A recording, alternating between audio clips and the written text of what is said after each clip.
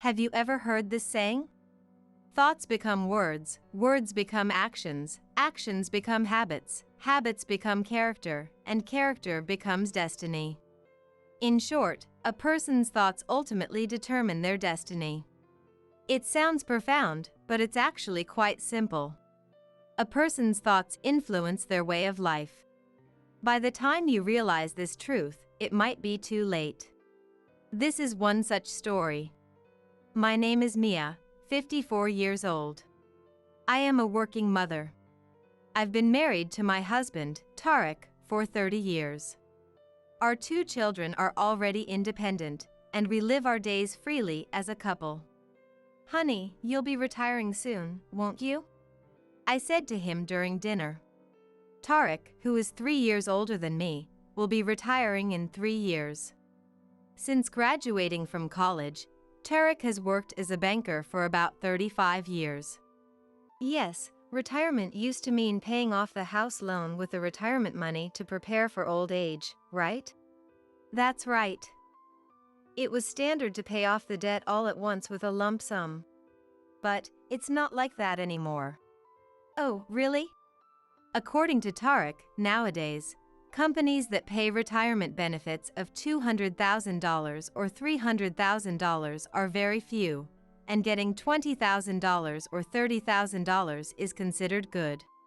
In addition, with the retirement crisis, more and more families want to keep as much cash on hand as possible. I listened with great interest to Tarek's banker-like talk. What should we do? We could pay off a good chunk to save on interest. We could manage the remaining loan by cutting back on living expenses. Fortunately, I can work as a contractor even after retiring. Having a financially savvy husband like him is truly reassuring. You are so dependable, Tarek, I said, pouring him a beer. One day, some unusual guests visited our home. Hey, Mia, long time no see. It was my older brother Alfred and his wife Kimberly. People I didn't want to see. I didn't say it out loud, but my face must have shown my displeasure. I wondered what they wanted, visiting in the middle of a weekday. Kimberly, right after arriving.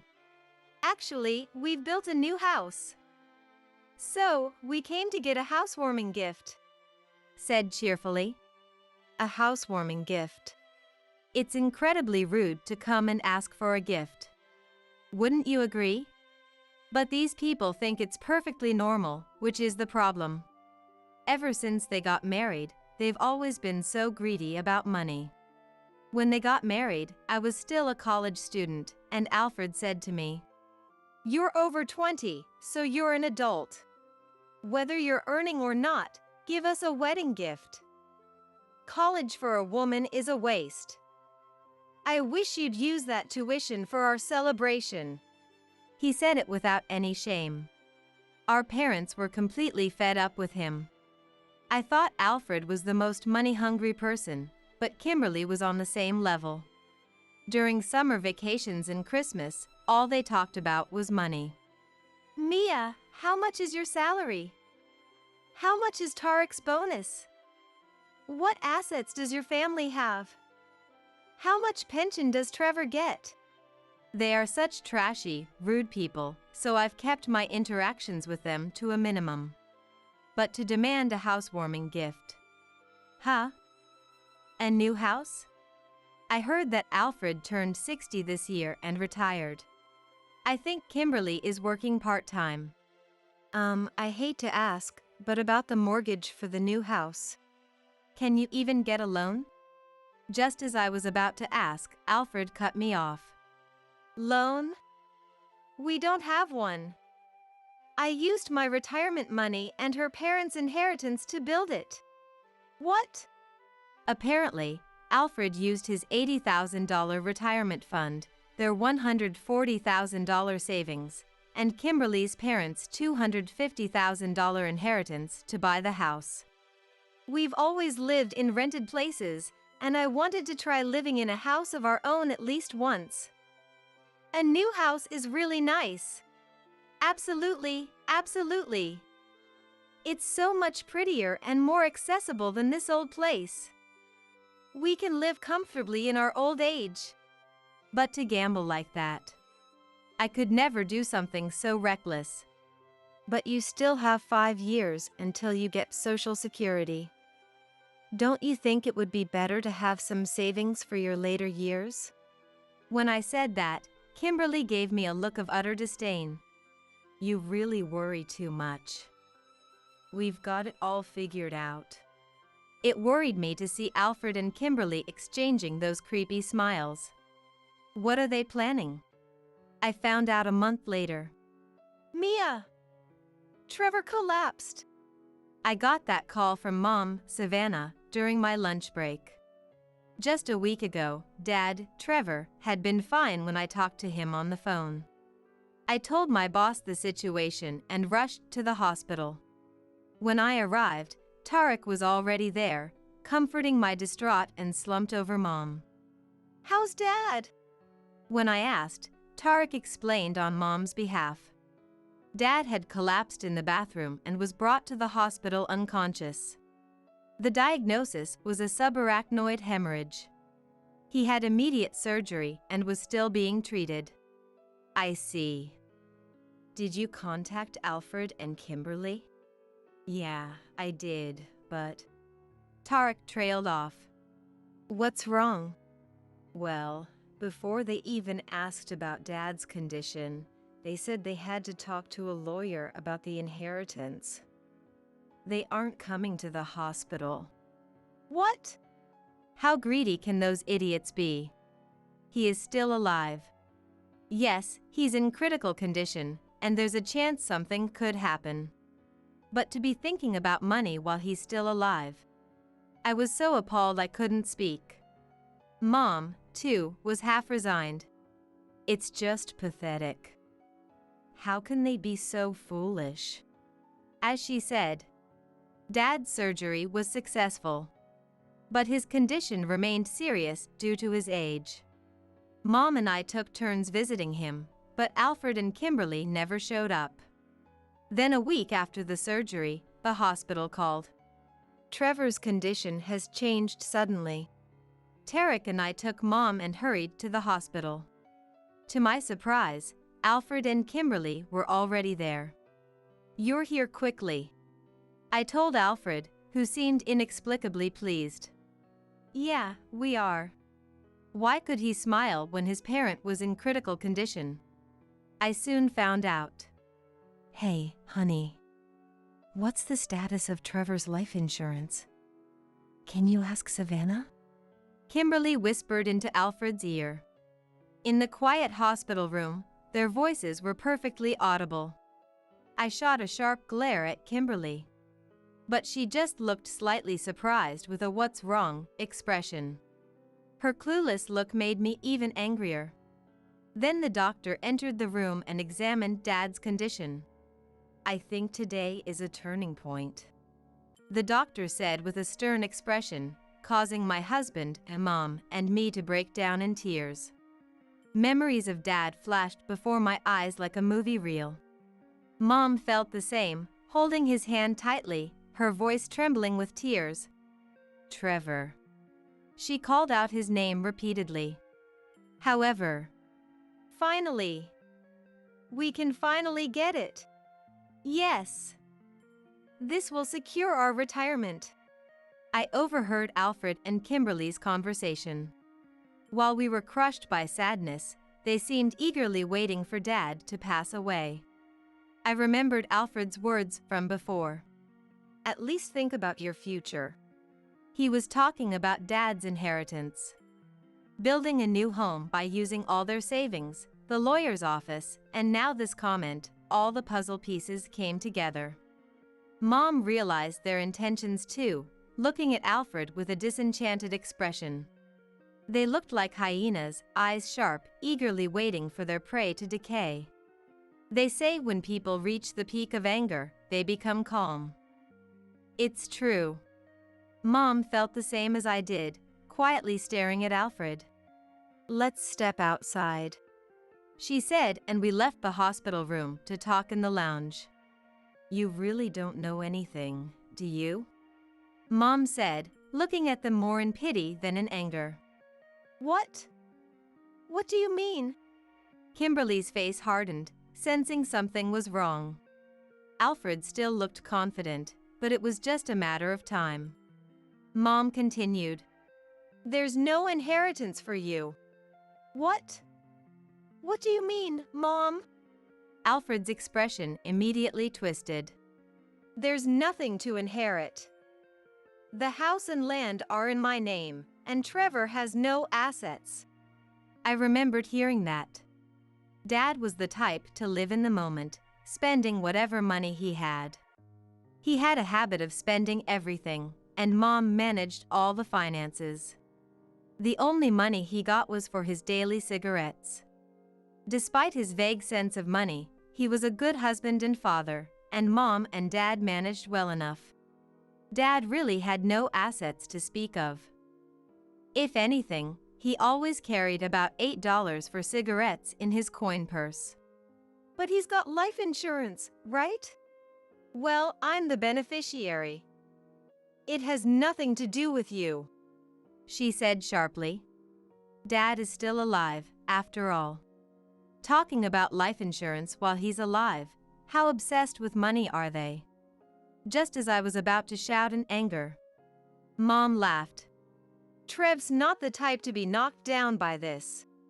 This man survived a motorcycle accident, came back fine from a ski avalanche, and beat cancer and liver cirrhosis by sheer will. You'd better worry about your own husband's inheritance rather than your father-in-law's, Mom said to Kimberly. It was Alfred who burst out in anger. Mom, I'm alive. Don't talk about inheritance. It's disrespectful.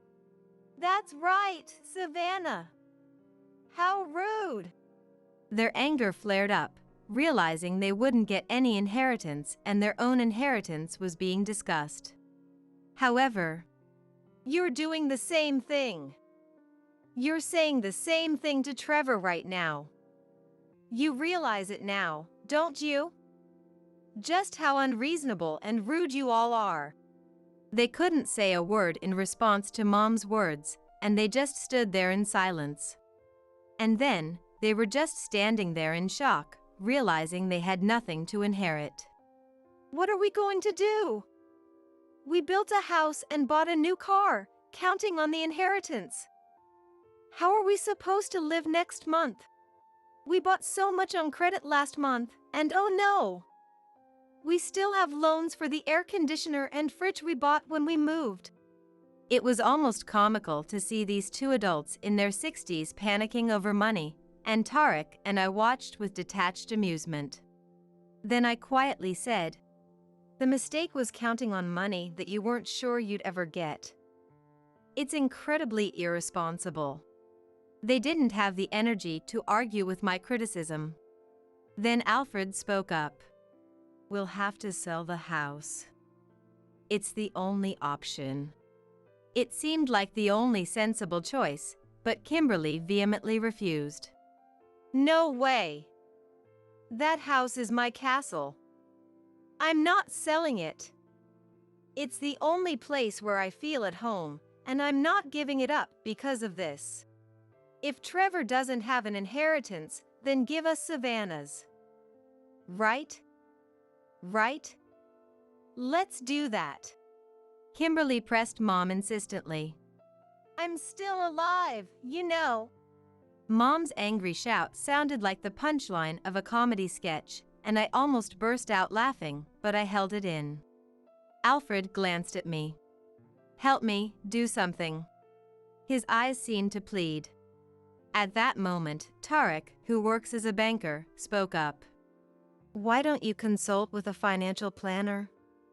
If you have no income and no savings, there might not be much you can do. What do you mean? I think selling the house is the most reasonable option. Fortunately, you don't have a mortgage, so selling it would get you some cash to live on. Selling the house. It was the only way to get through this crisis. But Kimberly was relentless. I'm not selling the house. No way. If you're so insistent, why don't you cover our living expenses? You're our brother-in-law. Now she turned her wrath towards us. But Tarek deftly dodged it. That's impossible. I only invest in things that yield a profit. With years of experience in the loan department, his words carried a lot of weight. Even if there was a return, I would never invest in a couple like them. As we were discussing, a doctor came to call for Mom. The moment had finally come. I braced myself. When Mom came back from the hospital room, I suppose this is bad news for you. Trevor has regained consciousness, she said, giving Alfred and the others a cold stare. Tears of relief streamed down Tarek and my faces at Mom's words. Alfred and the others, having realized that they wouldn't inherit anything no matter what happened to Dad, seemed indifferent to his condition, but trying to keep up appearances as his children. Dad, that's great news. Yes, really, Alfred. They uttered those insincere words. When Tarek and I followed Mom into the hospital room, Alfred and the others tried to come along as if nothing had happened. But Mom stopped them right at the door. You're not needed anymore. Your greed is really sickening. If you have time to visit, you should be thinking about how you're going to survive tomorrow. She shooed them away like stray dogs. And then she concluded, I have a saying for you all. Thoughts become words, words become actions, actions become habits, habits become character, and character becomes destiny. Alfred and the others stared blankly at Mom's sudden words. Huh, what? In short, your thoughts ultimately determined your fate. Unless you change your thoughts, your destiny won't change. Take a moment here and reflect on how foolish, ugly, and pathetic your actions are. With that, she closed the hospital room door. It was also a sign of her determination to cut ties with her children. After that, Alfred and his family had to let go of their house. The newly built house they put up for sale in less than half a year. Even though they bought the land and building for $400,000, the selling price was less than a quarter of that. This was because, right after they bought the house, it was discovered that the land in the area was very unstable, causing property values to plummet. Furthermore, many other houses in the area were also put up for sale, creating an oversupply and making it difficult to find buyers at a good price. But they had no choice but to sell the house, and they reluctantly decided to do so. The two, who were both unemployed, were left with only a small amount of money, insufficient for their retirement years. That money would run out well before their pensions kicked in, 5 years from now. Alfred is reportedly making a small income from day labor, and Savannah is also working a part-time job. Relying on a parent's inheritance and ending up ruining oneself, such a ridiculous story really does happen. I hope they understand the weight of Mom's words. Well, surprisingly, those kinds of stories do happen. In the end, when people become obsessed with money, they can't make sound judgments. I've had a client who said, once my parents are gone, I'll use the inheritance to pay off my mortgage early, so please set up a 20-year loan for me. It seems there are quite a few people like that in the world, yes. It's really troubling, isn't it? Bankers deal with all sorts of people, and it must be a very tough job. There are plenty more stories like that. Well, I can't say much due to confidentiality, but maybe I'll let Tarek be the next storyteller. He might have even more interesting stories to share, just kidding. While hospitalized and under dietary restrictions, my stepchild, Chelsea, brought a large amount of snacks into the hospital room and ate them. This could be life-threatening. When I scolded her, Chelsea shouted back, If you had made healthy meals, I wouldn't be sick. Stop taking your frustrations out on me. Then she said to me, "You act all high and mighty, but you're just leeching off my dad." She twisted her mouth and glared at me with angry eyes. "Get a divorce and disappear somewhere." Then, all right.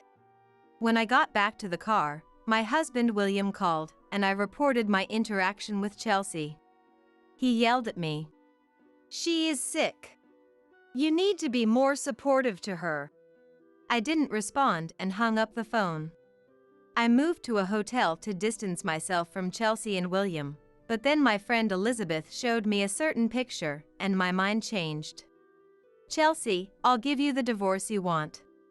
But before that, I'll expose the true nature of your beloved dad. Look forward to it." I'm Whitney, a 45-year-old housewife. I married my colleague William 5 years ago. I was so focused on work that before I knew it, I was in my late 30s. I thought I had missed my chance to get married, but 7 years ago, William transferred to my department and asked me out. After 2 years of dating, we got married. William divorced his first wife because she cheated on him, and he had an elementary school daughter named Chelsea. My parents and friends were worried, but the Chelsea I met during our engagement was innocent and adorable. I was thrilled to have a child as soon as I got married. Even though she wasn't my biological child, I decided to raise her with love. However, that decision soon wavered. When we got married, Chelsea was in 6th grade and loved games, music, and eating. She would lie on the living room couch, immersed in games and music, always snacking on something. "If you eat too many snacks, you won't be able to eat dinner." This is something parents often say to their children, but it was useless with her. She ate 3 meals a day plus a large number of snacks every day. Even for a growing child, eating 2 pancakes and 2 bags of chips before dinner, followed by 3 steaks, bread, and rice for dinner, was clearly too much. She wasn't in any sports clubs, so naturally, she was quite plump. "Chelsea, I think you're eating too much. It's not good for your health. You often leave the vegetables and just eat the greasy stuff, right?" When I couldn't take it anymore and warned her, she grimaced in annoyance. "Shut up. You're not my real mom, so just leave me alone." "But..." Chelsea cut me off. "Your food is okay, but you need to be less nagging. Otherwise, my dad might dump you." Her insolent tone annoyed me, so I tried talking to William about it, but he just laughed it off. "Come on, she's just going through a rebellious phase. Give her a break." "But she is a bit, no, very much a glutton, isn't she?" I pleaded patiently. "It's not good for her health. She gets angry when there's no food in the house, so I keep snacks stocked, but she eats them all immediately. She hates low-calorie dried fruit." "I had a huge appetite as a kid too. But it settled down before I turned 30. So, don't worry about it." William looked down at his slim physique and laughed. However, William was in the basketball club until college. The level of physical activity is totally different, so you can't compare them, but William, who doted on her, wouldn't listen. Eventually, when she entered middle school, she started hanging out with friends who were a bad influence. Despite having tests coming up, she would go to band concerts and stay out until late at night. At the same time, her clothing became flashier, and she started getting a lot of piercings. "You're still in middle school. Going out late at night and wearing revealing clothes is not okay." I scolded her severely.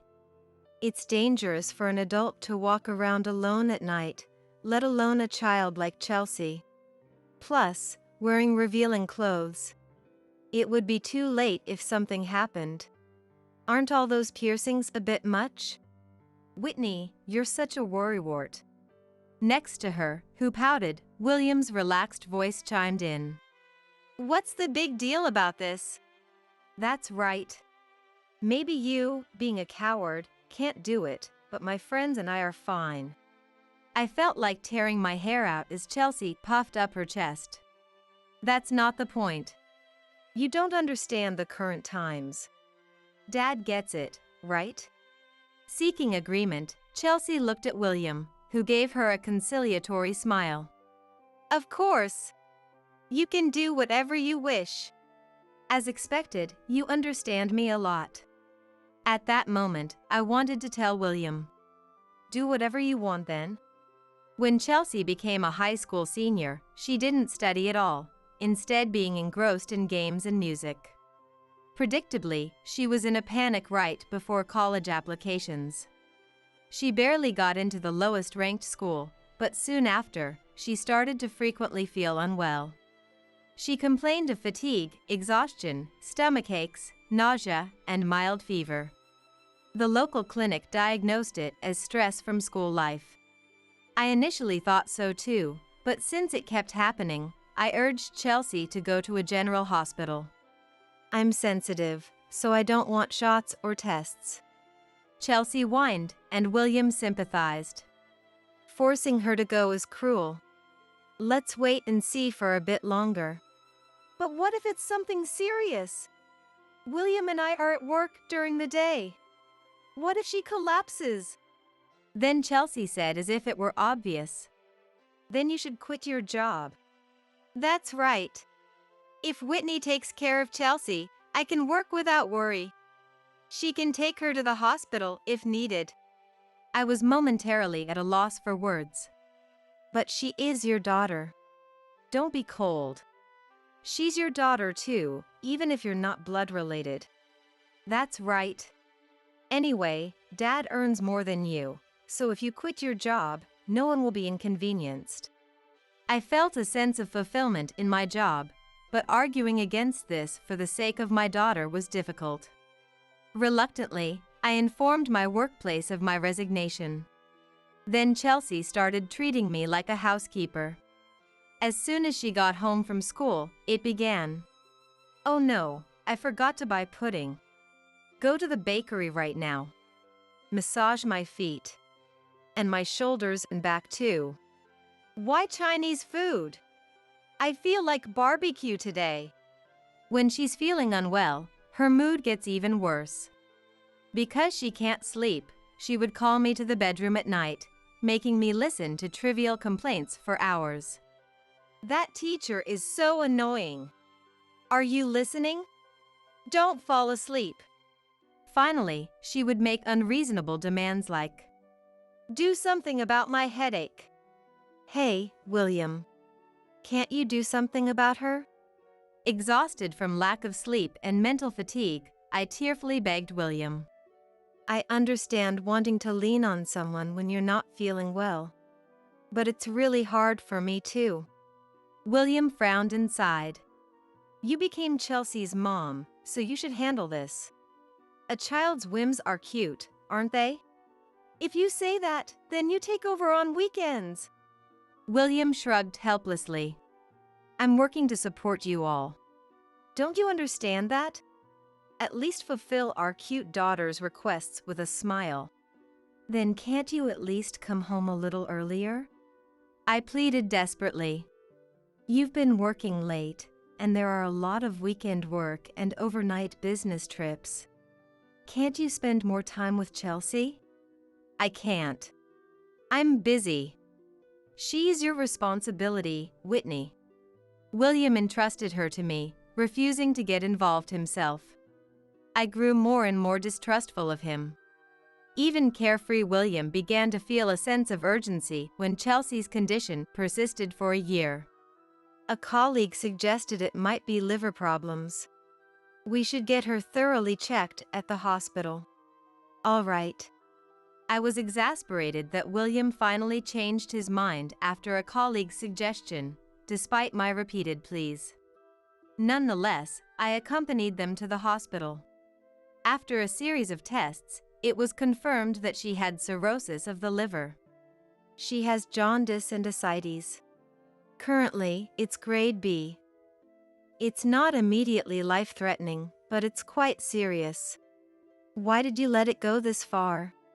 I'm sorry. William and Chelsea, usually carefree, hung their heads with serious expressions. It seems she developed cirrhosis from hepatitis C. Any idea what might have caused it? For example, using poorly sterilized piercing tools?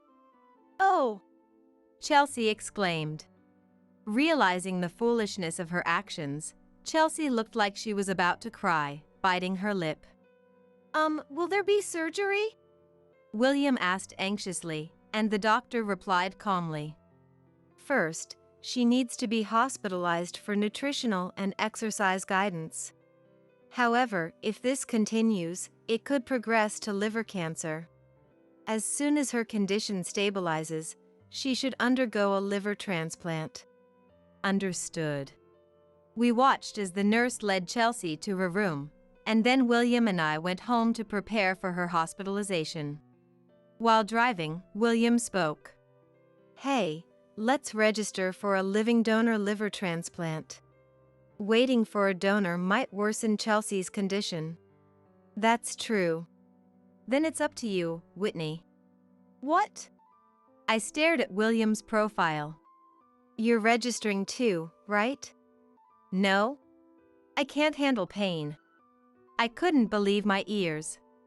They say donors can suffer post-operative complications like bowel obstructions or duodenal ulcers. If that happened to me, it would be bad, right? I'm the one working to support us. That's true, but... I wanted to ask, is it okay if it's me? Don't worry. They say it's not life-threatening. The liver regenerates even if part of it is cut out. It's not a big deal. I felt uncomfortable with William's cheerful smile, but I couldn't just watch Chelsea's condition worsen. So, I took the compatibility test and matched, registering as the only donor. This way, as soon as Chelsea's health improved, I could give her part of my liver. I was honestly terrified, but even though we're not blood-related, I am her mom. I wanted to support her in any way I could. One day, we got a call from the hospital. Chelsea's condition had stabilized, and they wanted to schedule the liver transplant surgery. Since she hated me, I feared she would refuse if she knew I was the donor. So, I asked the doctor to keep it a secret. Soon, the surgery date was set, and I went to the hospital for pre-surgery tests. On my way back, I stopped by Chelsea's room and was shocked. Despite being under dietary restrictions, she had brought a large amount of snacks from the hospital shop and was eating them. I couldn't help but lash out in frustration. You know your condition, right? This could be life-threatening. Take your health seriously. Chelsea spat out some snacks and blamed me. This is all your fault. What? If you had made healthier meals and snacks these past 5 years, I wouldn't be sick. Take responsibility. Her cruel words left me feeling drained. What are you talking about? You were the one who demanded high-calorie meals and snacks. Stop taking it out on me. I retorted sharply, and Chelsea sneered. All you do is boss me around. It's annoying, she said in a low voice, distorting her face. I don't need you anymore. I don't even want to see you. You act all high and mighty leeching off my dad. Get a divorce and disappear. Her words, filled with hatred, pierced my heart like sharp arrows. My anger quickly subsided, and I became calm. Then, all right, I said and left the room. When I got back to the car, William called, so I told him about my interaction with Chelsea, and he yelled at me. What? Are you stupid? She is sick. Be more supportive to her. But what if her condition worsens due to stress? I felt utterly miserable. Why do I have to be treated like this? I hung up the phone without replying and drove out of the parking lot. When I got home, I packed my suitcase with essentials and left. I decided to stay at a hotel for a while because I didn't want to see William or Chelsea's faces. The next day, I met my friend Elizabeth at a cafe and told her about William and Chelsea. Elizabeth looked troubled. Actually, She started to say, but then stopped. After fiddling with her phone for a while, she showed me some pictures. I was shocked. you should look into this. Right. Thank you. Elizabeth sent me the images from her phone. As I looked at them, a fierce anger welled up, making my whole body feel hot. Chelsea, I'll give you the divorce you want. But before that, I'll expose the true nature of your beloved dad. Just wait and see. After parting ways with Elizabeth, I went to a real estate agent and quickly signed a lease for a short-term apartment. I arranged for movers and transferred all my belongings there. I also found a full-time job and started working right away. I ignored William's calls and messages, but 3 days later, when I got home and checked my phone, there were 50 missed calls. Reluctantly, I called him back, only to be yelled at furiously. Where the hell are you? Why aren't you coming home? And why did you send divorce papers without a word? It's none of your business. I coldly replied to William, who was speaking rapidly, which made him even angrier. Don't mess with me. You're Chelsea's mom. His thunderous roar made me pull the phone away from my ear. You even refused her liver transplant. Get to the hospital and re-register now. No. I won't donate to her anymore, I said firmly, and I heard William sigh over the phone. You're being childish over a little fight. It's pathetic. Say whatever you want. Don't you care about her? Chelsea and I are strangers, right? And I've never found her cute since we got married. I seized the moment to speak my mind. Did you file the divorce papers? I can't. If we get divorced, I'll be removed from the family and won't be able to donate. I sighed in frustration at William's irritated tone. Why do you insist on me? Why don't you, her dad, donate? William dismissed my reasonable suggestion with annoyance. Because I can't handle pain. And there are complications, right? It seems so. Then I'm out. Chelsea's not in immediate danger anyway. If you refuse, we'll wait for another donor. Really? William prioritizes himself over Chelsea. I was utterly dismayed by William's self-centered attitude. I'll visit the hospital next week. We need to talk. With that, I hung up the phone. A week later, as promised, I went to Chelsea's hospital room, and as soon as she saw me, she yelled, "Hey! Don't just leave like that. Tell the doctor to re-register as a donor." I was disgusted by her lack of manners in asking for help. Neither she nor William had any sense of decency. No. You're the one who told me to get lost and divorce Dad. That's not true. Chelsea stammered, trying to make excuses. I don't want you two to break up because of me. Right, Dad? You don't want to divorce Whitney, do you? Chelsea pouted and looked up at William, who nodded so vigorously his head might fall off. Of course not. I want us to keep living happily together as a family, William said with a smile, but I handed over the photos and investigation report from my bag. Really? But she seems to have another happy family. Chelsea's face turned pale as she looked at the pictures. Chelsea, have you been secretly meeting your mom? William asked angrily, and Chelsea replied sheepishly. Well, William slammed the photos on the hospital table. In them were images of Chelsea with a plump woman who looked a lot like her, a man in a suit, and Chelsea. They were enjoying a meal at a restaurant, probably taken secretly from a nearby table.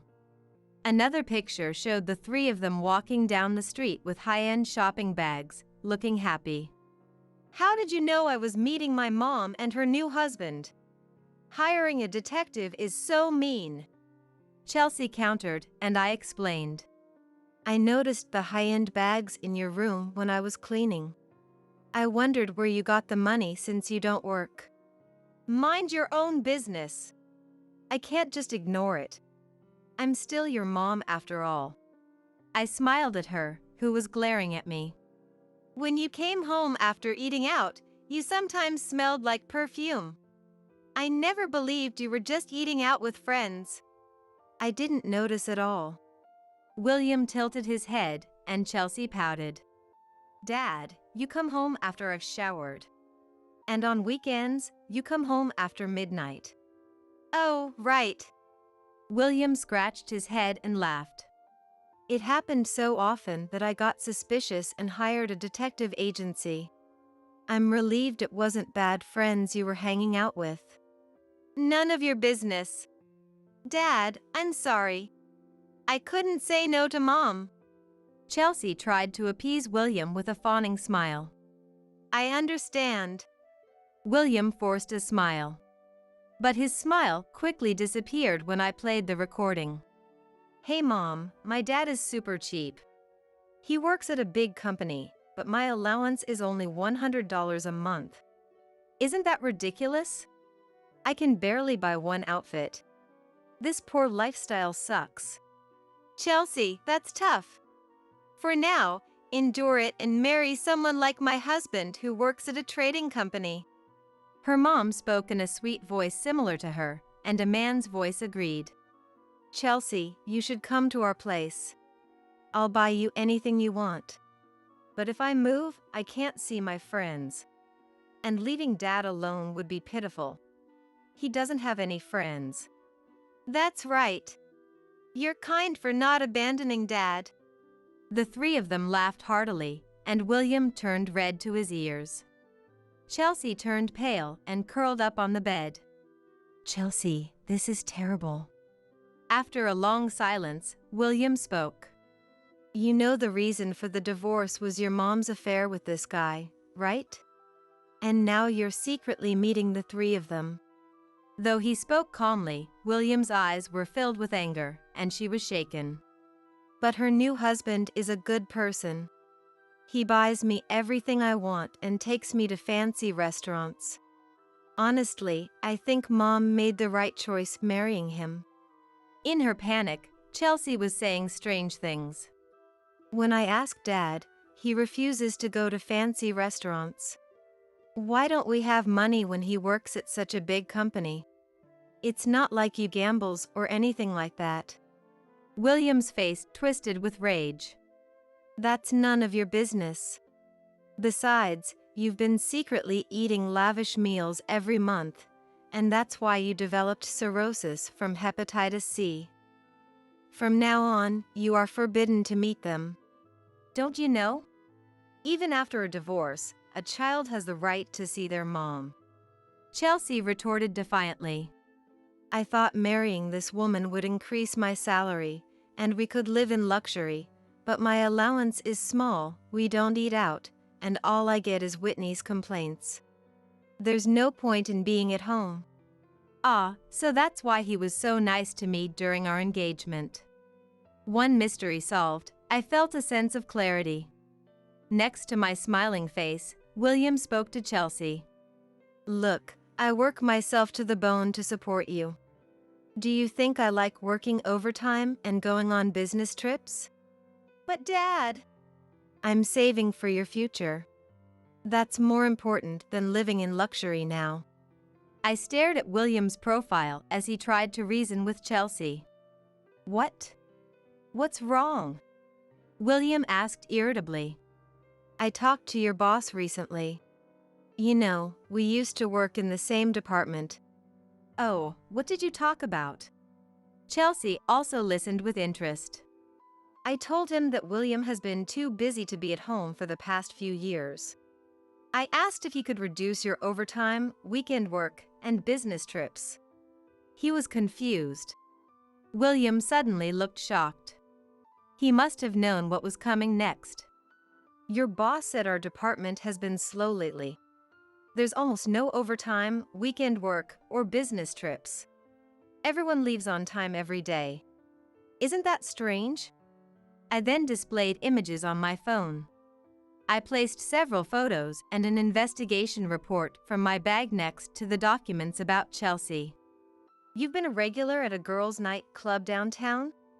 Going there 4 times a week after work? No wonder you come home so late. Chelsea was shocked and snatched the report from my hand. As she read it, her expression turned horrified. Her hands trembled as she read aloud in a low voice. On weekends, he spends the night with a 20-year-old employee at the apartment he bought for her. They travel together every few months. Incredible, it's like you're living together. Do you realize you have a wife and daughter waiting for you at home? I can spend my salary however I want. It's none of your business. William grumbled. She's saving for college, so I have to frequent the club to help raise her salary. Supporting someone working hard is just being a good person. It's like volunteering. I laughed mockingly at William's excuse. That apartment is the same as Elizabeth's. It seems the residents have been gossiping about seeing you shopping and spending time together in the lobby. Oh, do they think we're a handsome couple?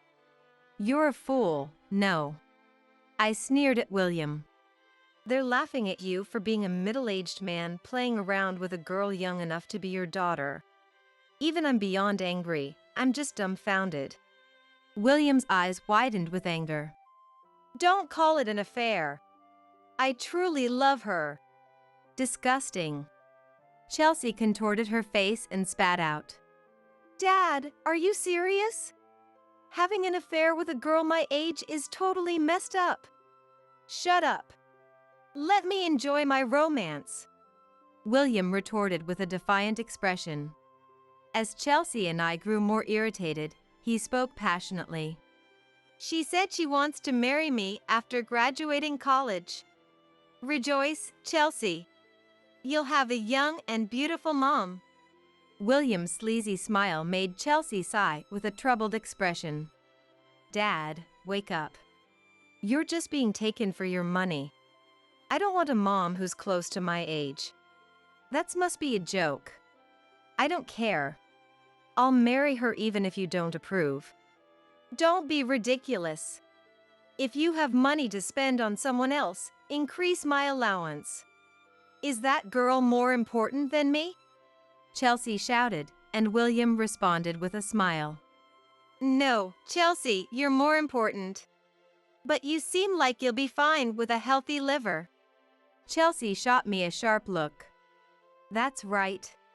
You can get divorced, but give me your liver first. She got out of bed and approached me, grabbing my arm with surprising strength and hurling insults. That organ regenerates, right? So just give it to me. You're my mom on paper, so do your duty. Be useful for once, you idiot. This is ridiculous. I've done my best for you and your dad these 5 years, and now you're threatening me?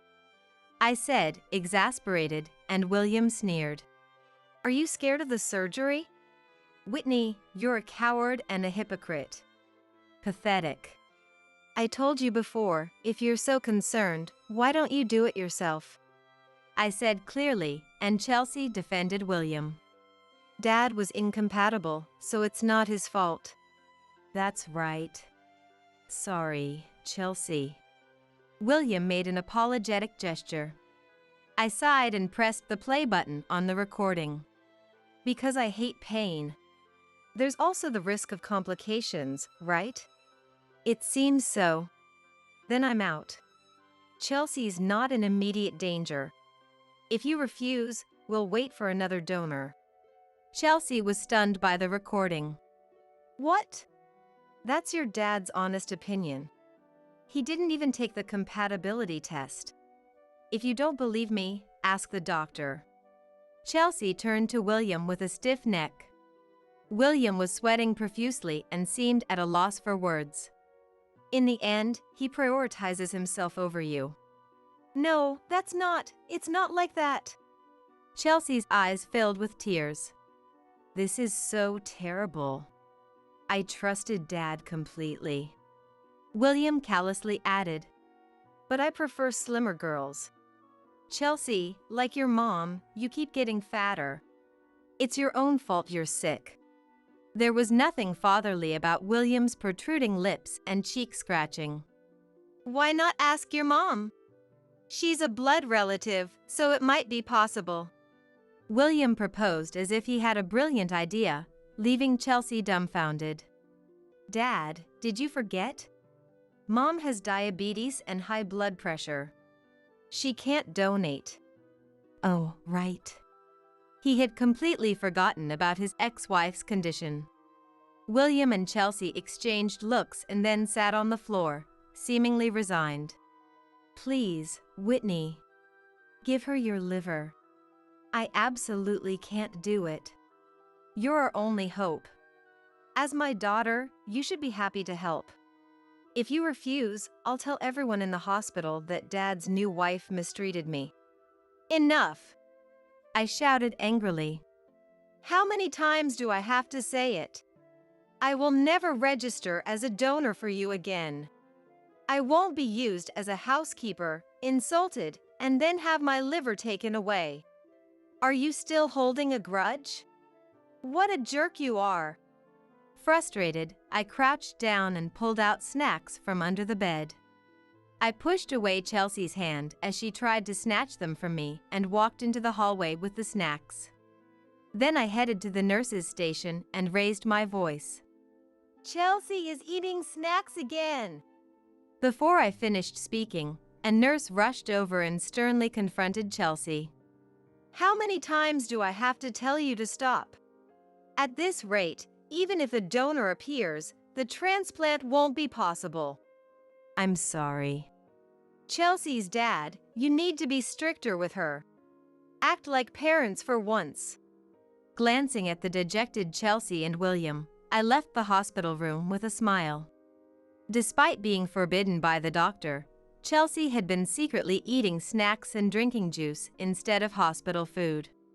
Her test results were so poor that her treatment was prolonged, and she had to take a break from school. At least take the donor suitability test, the nurse suggested to William, but he refused flatly, which made her furious. You spend money and love on your mistress but refuse to help me. I don't need you anymore. I'll never rely on you again. I said no. Just wait patiently until another donor appears. Is that what a dad should say?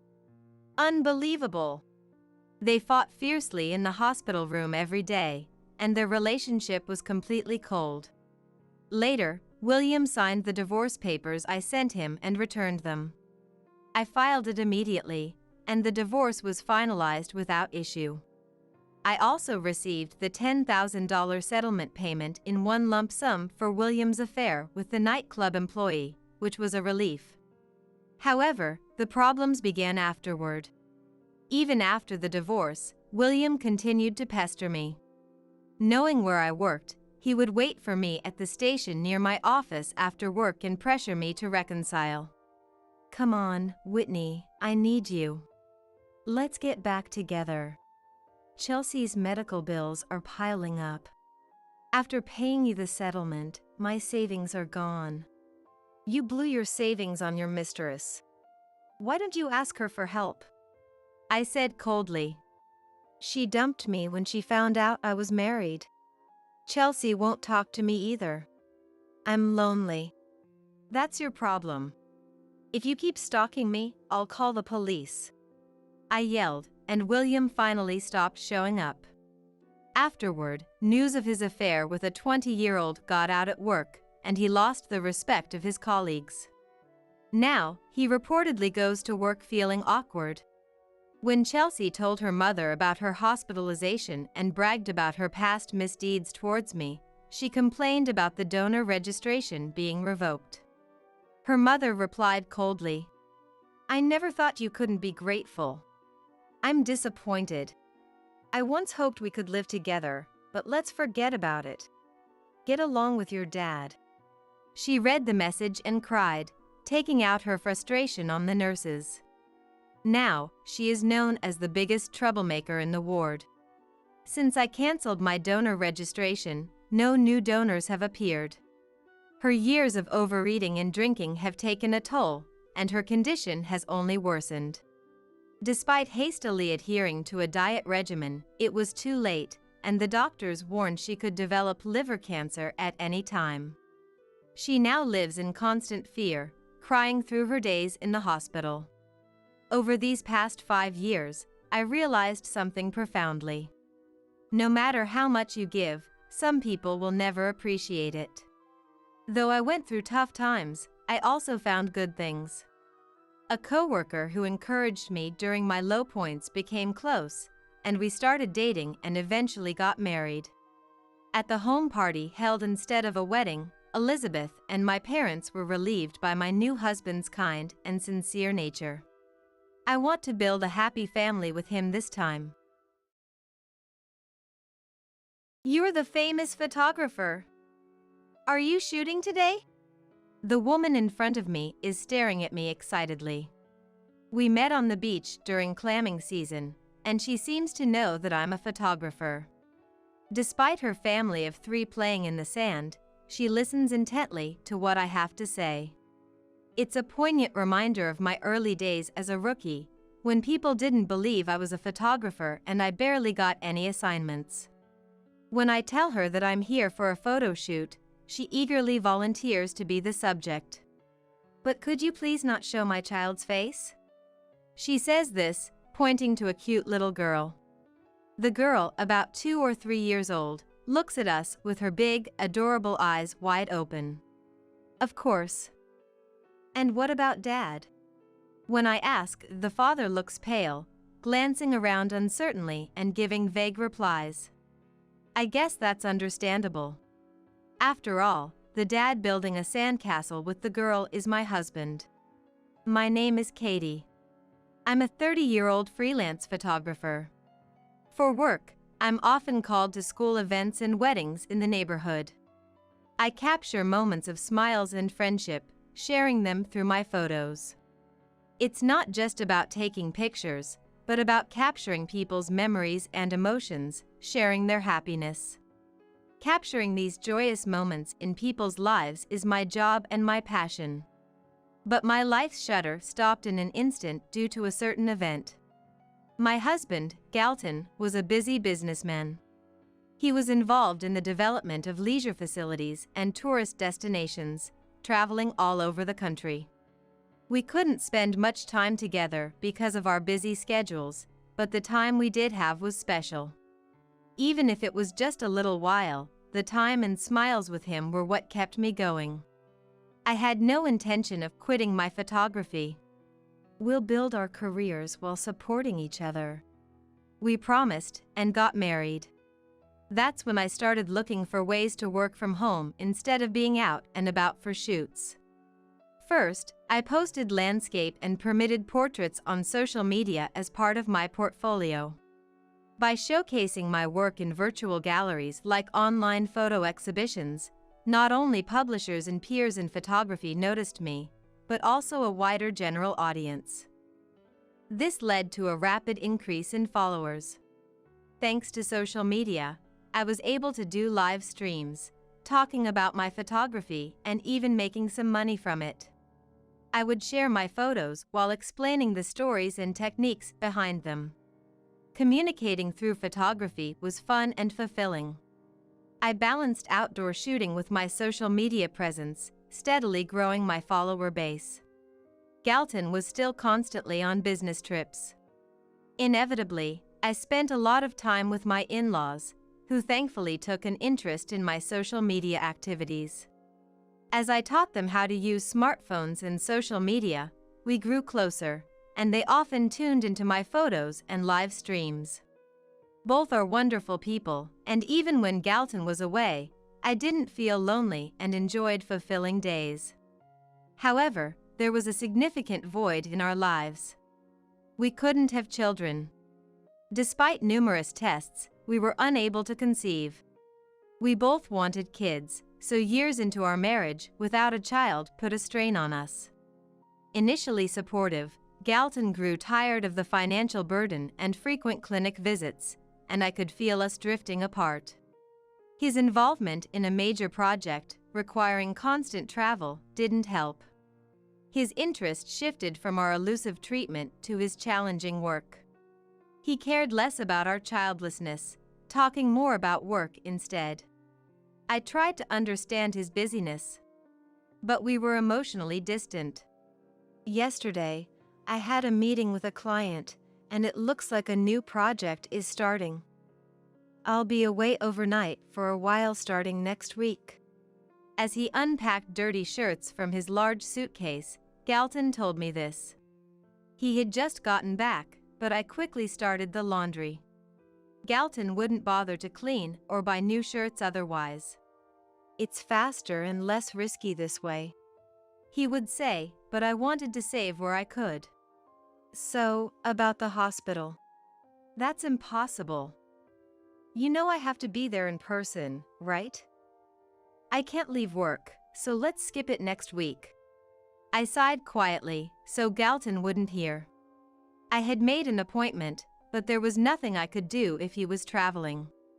Galton's actions caused trouble for his company, and it was painful to see the work he was once praised for being overshadowed by his personal life. I never wanted to be a hindrance. But, you know, as busy as I am, it's tough. Katie, you go out for shoots too, right? Let's both keep up the good work. Yeah. Take care of yourself, Galton. I swallowed my words as he casually dismissed the topic. Maybe Galton no longer wanted children. But I was too afraid to ask. Should I accept this silently, or should I bring it up, even indirectly? The uncertainty was unsettling. I was adept at capturing people's joy and sorrow through my camera. Yet now, I was living each day unaware of my own emotions. Slowly, I felt trapped within the frame of my own photographs. One day, a fine white envelope with the logo of a famous resort company arrived at the house. It didn't seem like just any direct mail, so I hastily opened it. Inside was a voucher for a stay at a luxury hotel by the sea. Apparently for 3 people. Why was this sent to me? Feeling a stir in my heart, I quickly went to Galton. Galton, this arrived. Do you know anything about it? Of course, I wasn't accusing him of anything. I was careful not to sound mean, just asking naturally. Galton stopped reading his newspaper and looked at me. His expression was blank, but his gaze hardened slightly, almost glaring. I had never been looked at that way before and couldn't hide the sinking feeling in my chest. That's for a colleague whose plans didn't work out, so it was sent to us. It's nothing strange, so can I have it back? He reached out his hand. Without saying a word, I handed him the envelope with the tickets, and he snatched it away. But when he saw the address, he looked back at me with clear annoyance. This is addressed to me. Don't open my stuff without asking. I was surprised and hurriedly apologized. However, it wasn't unusual for direct mail to come to my busy salesman husband. We usually disposed of the ones that arrived at home, so I was taken aback by his reaction. Sorry, I didn't realize it was direct mail. I was just checking. You should have asked me since I'm here today. Galton took the envelope to his room, and I couldn't ask any more about the tickets. Although I didn't fully understand why he needed to get tickets for a colleague, I had to accept his explanation. But then, half a month later, something else happened. In July, just before Independence Day, and when we had a memorial service planned at my in-laws, I've got a long business trip, he suddenly said. I was initially speechless. A business trip? In my work, I often get requests from families or for landscape photography. But I had taken time off for the memorial service. Freelancers and even regular companies usually have Independence Day off. And so did Galton's company, at least in the past. Galton shrugged slightly and forced a smile. It just came up suddenly. I have to work without a break. So, can you attend the memorial service for me? I knew he took pride in his work and had been serious about his career even before our marriage. But increasingly, I found myself doubting the reasons for his work and trips. In the end, he left for work, pulling his favorite suitcase. The news reached my in-laws just in time, and while they were angry at his attitude, they made sure I didn't feel uncomfortable. We're sorry you cleared your schedule for this. When I see Galton next, I'll give him a stern talking to, said my MIL, Helen. All I could do was give a vague smile. I was supposed to stay a few days after the service. Galton was their only child, and they didn't want me to leave too soon, so I ended up staying as originally planned. I brought my camera and took pictures of my in-laws doing housework, living their daily life, and even landscapes I don't usually focus on. I occupied my time with shooting plans, but part of me felt the absence of Galton, who should have been there. I decided to go to the beach one station away, both for work and a change of scenery. During the spring and summer holidays, the beach is lively with clam digging, and ideal family groups enjoy their time on the sands. Some people are under colorful beach umbrellas, enjoying walks and sunbathing. I walked along the beach with my camera.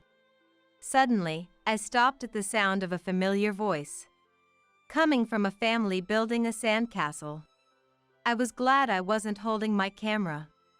I would have dropped it at the sight. In the circle was Galton. He was with a young woman and a toddler, building a sandcastle together. They looked like a happy family, gathering white sand and shells. I couldn't believe my eyes. But the hotel voucher that had arrived at home, Galton's frequent long business trips, his indifference, it all piled up like sand before me. It would have been an ideal family scene for a photo assignment. But I couldn't believe my husband was there. The child between them looked about 2 or 3 years old. About the time I started feeling Galton drifting away. He had another family. Though I wasn't sure if the child was his, my instincts as a wife told me there was a blood connection. I felt as if a glass frame inside me had shattered mercilessly. The frame was supposed to hold our happy, smiling faces as a couple. I steeled myself and approached. Not Galton, but the woman. She was wearing a large straw hat and looked surprised when I suddenly spoke to her. I forced a smile and apologized for the abrupt approach. Then, I handed her my business card, explaining that I was a freelance photographer. The card only had my professional name, but it also included my social media contact. She looked at the card with interest, then started searching for me on her mobile phone. In the background, Galton, clearly aware of me, was frozen, staring at a spot on the beach. Would you mind if I take a photo of your family? I sometimes do live streams showing photography tips. What? I know Katie. I follow you. You post mobile photography tips, right? She was excited, not knowing my relation to Galton, happy to be approached by a minor celebrity on social media. I was surprised she was a follower, but she was eager, even for a live stream. I hesitantly asked, and before I could finish, "Of course." She was already excitedly agreeing. I felt guilty, like I was deceiving her, but my goal was to document Galton's other family. "Please teach me some photography tips for moms." "Galton, you're okay with it, right?" Galton was caught off guard. Stammering, he tried to avoid looking at me, desperately thinking of an excuse. "We shouldn't, because of the face reveal. I'm a model for brochures, Can you just make sure my child isn't in the frame?" It turned out the other woman, Lisa, was a model I had met through my husband's company's public relations work. Of course, I agreed and adjusted my phone camera to keep the child out of the shot. I quickly set up for a live stream, pretending to teach the mother, with Galton unavoidably in the center of the frame. His forced smile was interpreted positively by viewers, quickly spreading as cute nervous dad. After the stream, I thanked them and left. But within minutes, Galton caught up with me, leaving Lisa and the child behind. I asked him bluntly, "What are you trying to do?" He remained silent, looking annoyed. He probably felt awkward with Lisa and came to me as an escape. I wonder what his intentions were in stopping me. Finally, he spoke heavily. "Katie, understand me. What's there to understand without a proper explanation? It's clear enough if you look." "Look, I couldn't help it. I had a child with her before I could with you. It's fine. Lisa's family is wealthy, she doesn't need me to marry her," Galton confessed, his defiance revealing the truth. It seemed unlikely that a young woman who got pregnant would say something so convenient. Probably, Lisa suspected he was married. "I wanted a child. But you couldn't have one. Lisa is nice, and the kid is cute, like her. But it doesn't mean I hate you or don't want to live with you." His contradictory words left me holding my aching head. Apparently, he wanted to maintain the status quo. "I won't bother you. This situation is perfect for me. Isn't this good enough?" How could it be? I should have argued back. But I was so overwhelmed I lost my voice. In my silence, he sighed in victory and was about to leave. But someone unexpected arrived. It was my in-laws. "Galton, who are that woman and child?" My Fael, Nathan, red-faced, confronted him. Galton flinched at their sudden appearance. "Why? We saw the live stream notification. Who's the woman and child if you were on a business trip? Skipping a visit home for some unknown woman and a child?" Without waiting for Nathan, Helen stepped in to defend me, showering Galton with fierce words. I was shocked. They had seen the live stream and realized something was wrong. They were stunned to see Galton as a husband with an unfamiliar woman and had rushed over. Confronted by his parents, Galton had to confess everything about Lisa and the child. "Ungrateful child." He received a strong slap from Helen. Nathan glared at Galton with a look so fierce, I thought he might have punched him if Helen hadn't acted first. My in-laws left Galton behind and came to take me away. Following their apologies and strong encouragement, I decided to divorce.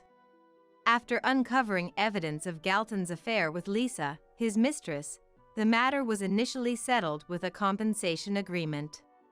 However, as the divorce proceedings and investigations progressed, various facts came to light. Firstly, it was revealed that Lisa indeed knew Galton was married.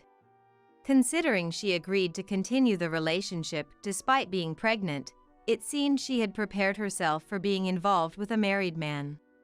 Her motivation wasn't just financial, she likely wanted to keep Galton as long as possible. However, she genuinely didn't know that I was his wife and, upon realizing she was following me, blocked all my social media accounts. She angrily started posting on various forums, but this only resulted in more sympathy for me, as she publicly exposed herself as the mistress. It caused trouble in her own family, leading to her being nearly kicked out of her home.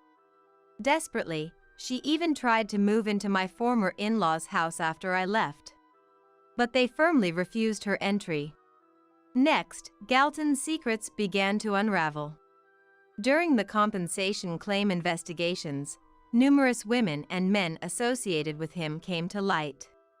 It turned out he had multiple affairs during his business trips, involving repeated liaisons with several women, some of whom were engaged or married. I decided to send out the data from that live stream. A little investigation would reveal that I, his lawful wife, was broadcasting, and the people in the frame were his mistress and their child.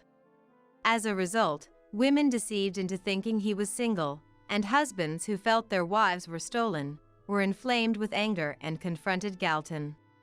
He found himself facing lawsuits from every direction, with no choice but to accept them all. As more revelations about Galton emerged, Lisa, to everyone's surprise, fled with their child. Clearly out of love, she chose to escape her relationship with him. Lisa's social media uproar eventually settled down, and as her accounts disappeared, I decided to let her go. But considering her nature of boasting about affairs on social media, it was unlikely she would just vanish. True to form, Lisa started using an entirely different account. However, her posts playing the tragic heroine were quickly identified, attracting a wave of criticism. She would delete her account when things got tough, only to reappear under a new one, like a phoenix rising from the ashes. Abandoned even by Lisa, Galton's last resort was to turn to his in-laws, but they were enraged upon learning of his multiple affairs. Without any apologies and simply pleading for help, his parents decided to sever ties with their son.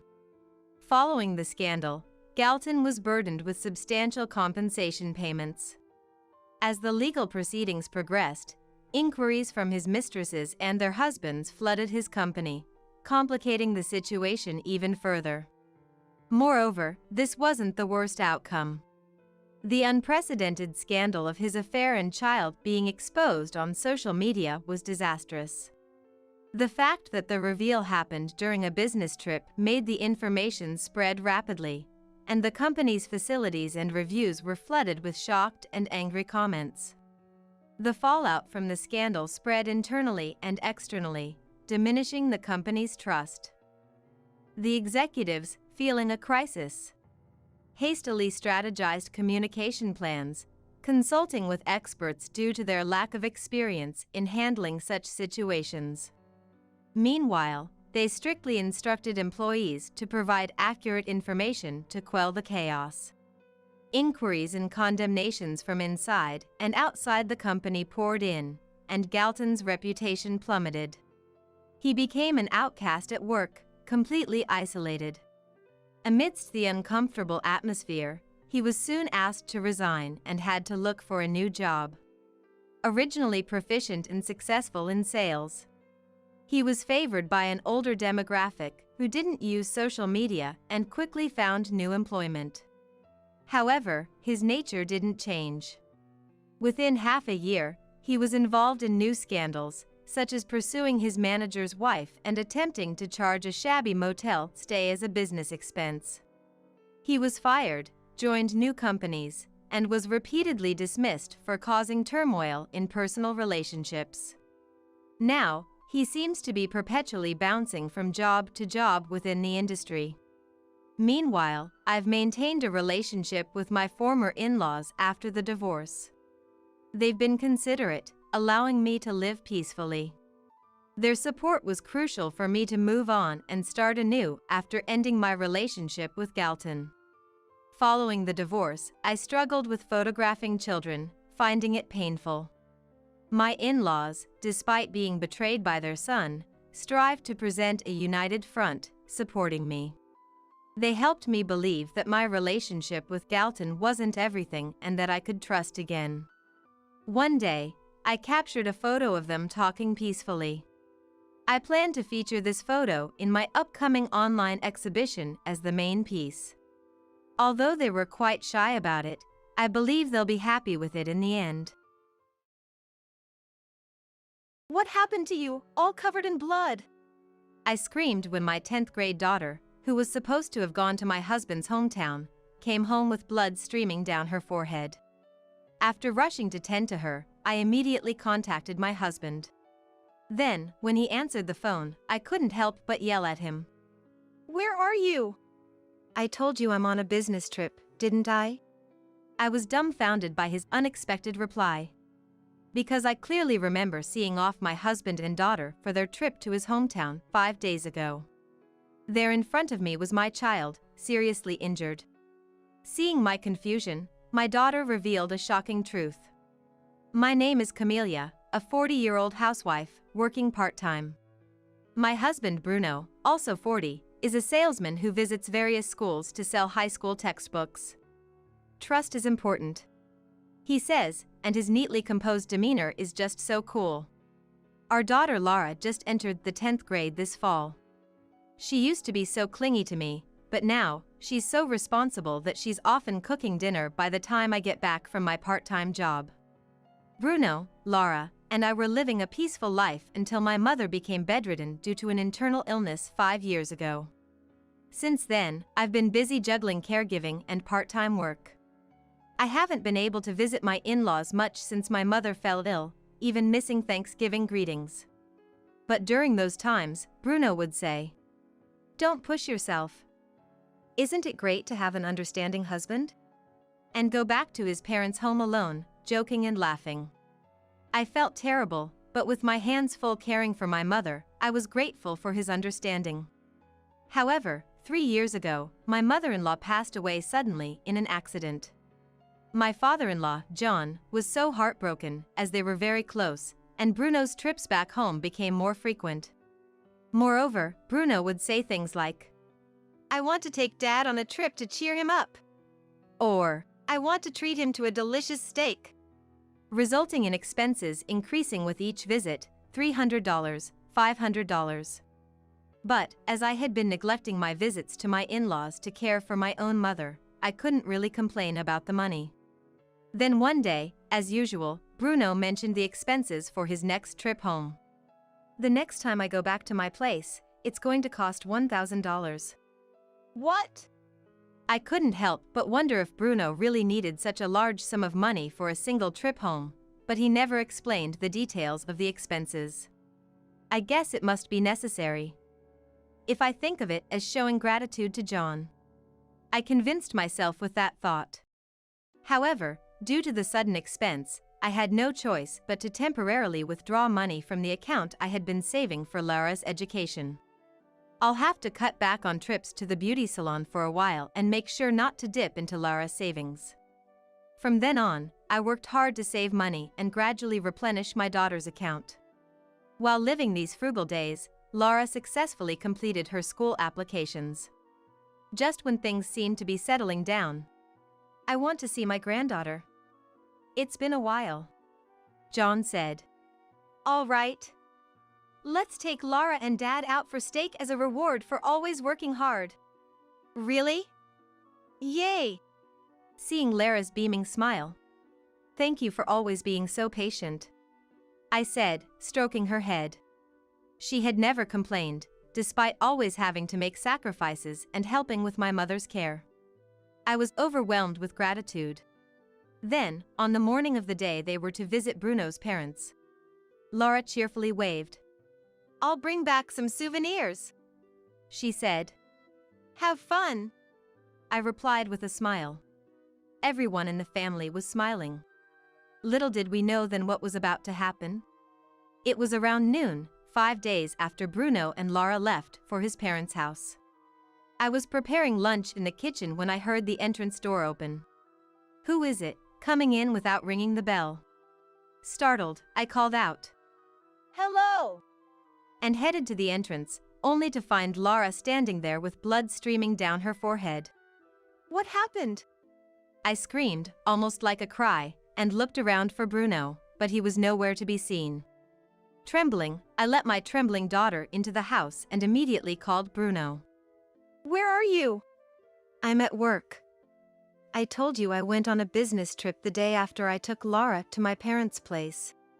I was utterly confused, as I hadn't heard anything about his work. "I didn't know about any trip, and more importantly, Laura has come back seriously injured." "It's probably just a fall. Girls her age tend to exaggerate. Don't take it seriously. Bye." Bruno hastily said just that and hung up forcibly. I could never just accept such an absurd story from him. "Oh, really?" While tending to my daughter. "Why did you get hurt? Did Dad go to work?" I asked. Laura, with a pale face and trembling lips, finally murmured, Dad pushed me. I was shocked, but gently rubbed her back and listened to her story. Then, an unbelievable truth came to light.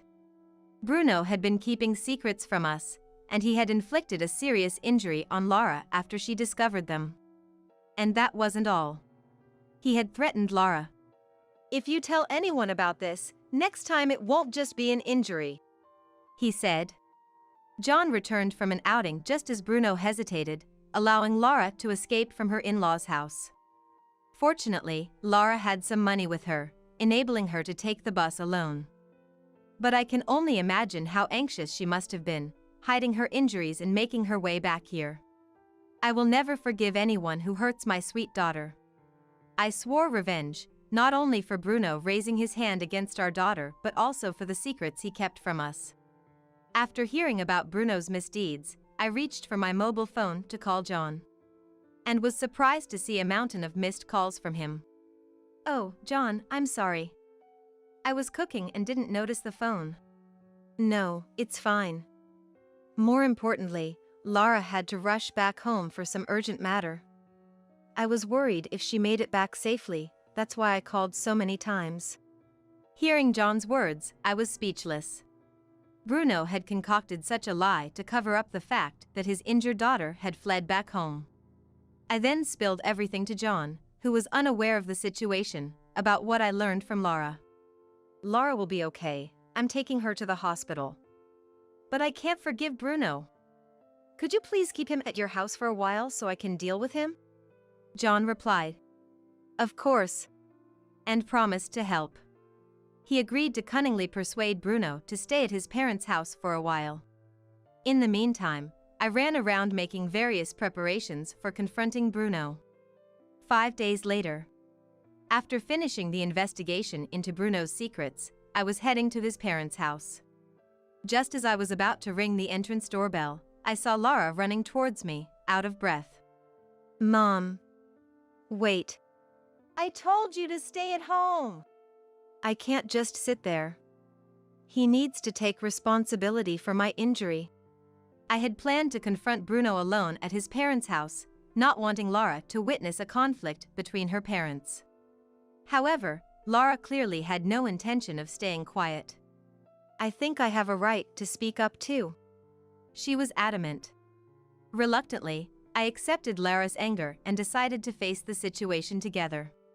We were greeted by John, who already knew our plan, and upon entering the living room, we saw Bruno, seemingly just woken up, lounging in his pajamas and watching TV, despite it being midday. Oh, I thought you were on a business trip. Surprised by my sudden voice, Bruno sprang up. Well, I was supposed to go, but then it got cancelled unexpectedly. Bruno began to stammer out a lame excuse. But never mind that. What about Lara's injury? I want to hear about it. Oh, the clumsy girl.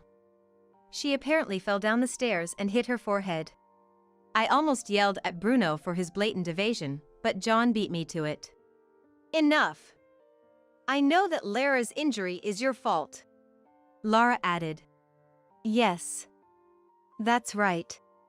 And I glared at Bruno. Realizing he was in a tough spot, Bruno suddenly looked smug and retorted. You never showed your face at my parents' place, and now you act all high and mighty. I've been the one doing the filial duties for both of us. Bruno sneered, thinking I had no comeback. Indeed, until now. I had thought he was right and had kept quiet. But after hearing Lara's story, I knew all too well that Bruno's words were full of lies. Oh really? Is leaving your father alone at home and making Lara do all the housework your idea of filial piety? That's right! Since you brought me here, you've just been relaxing at home. Shut up. This was just a one-time thing. Usually, it's me who does all the hard work. As Bruno arrogantly boasted, I took out John's household ledger, which I had been given beforehand. It detailed not only the financial transactions, but also how Bruno spent his time at his parents' house. Let me read some of it to you. June 10th, gave Bruno $200 for transportation.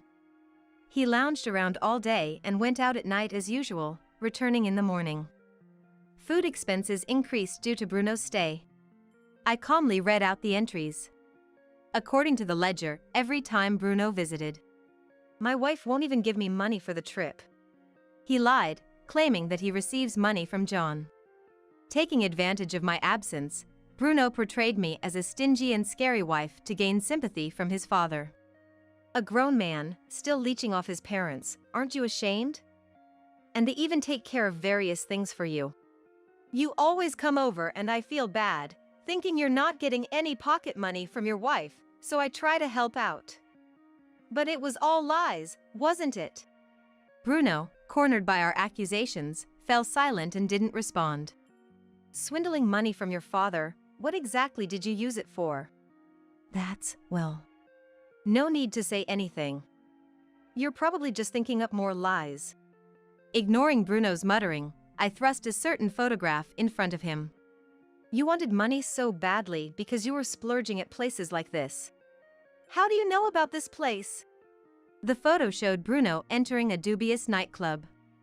Bruno's face drained of color, clearly not expecting me to know this much. Indeed, the secret Lara had discovered during the visit was about this very matter. Lara had thought Bruno was diligently taking care of John, but when she noticed his repeated late-night returns, she became suspicious and started her own investigation. She secretly installed a location tracking app on Bruno's mobile phone and, after he left, used her computer to check his whereabouts, always showing the same place. When Lara researched it on the internet, she discovered it was a night spot catering to men. While she was about to call and inform me, Bruno returned home. He became furious upon finding Lara checking his location and the club on her computer and pushed her, causing her to hit her head on the edge of a shelf and bleed. You know the rest. After hearing Lara's story, I left my mother in professional care for a few days and staked out the club to gather evidence of Bruno's escapades, capturing photos of him entering the establishment.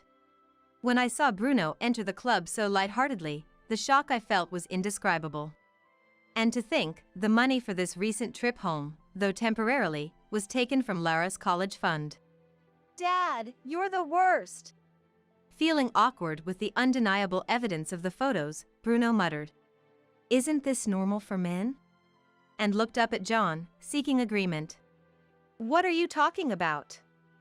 Dipping into your child's college fund for nightlife is despicable. I'm tired from work. A little fun should be okay. Lara sighed in disbelief at Bruno's brazenness. Mom, do you know what kind of place that is? Eh? No, I just took the photos and left immediately. I thought so. Here, take a look. Lara said and spread out several printouts of the club's website on the table. John and I leaned over to see the girls in the club dressed in school uniforms. All appeared to be adults, but it was clear the establishment specialized in this kind of cosplay service. Oh. To expose our daughter to such a world. I was filled with remorse, but Lara seemed unfazed. So Dad likes this kind of stuff. Gross. She shuddered as if chilled while thrusting the papers at Bruno. You don't have to go that far.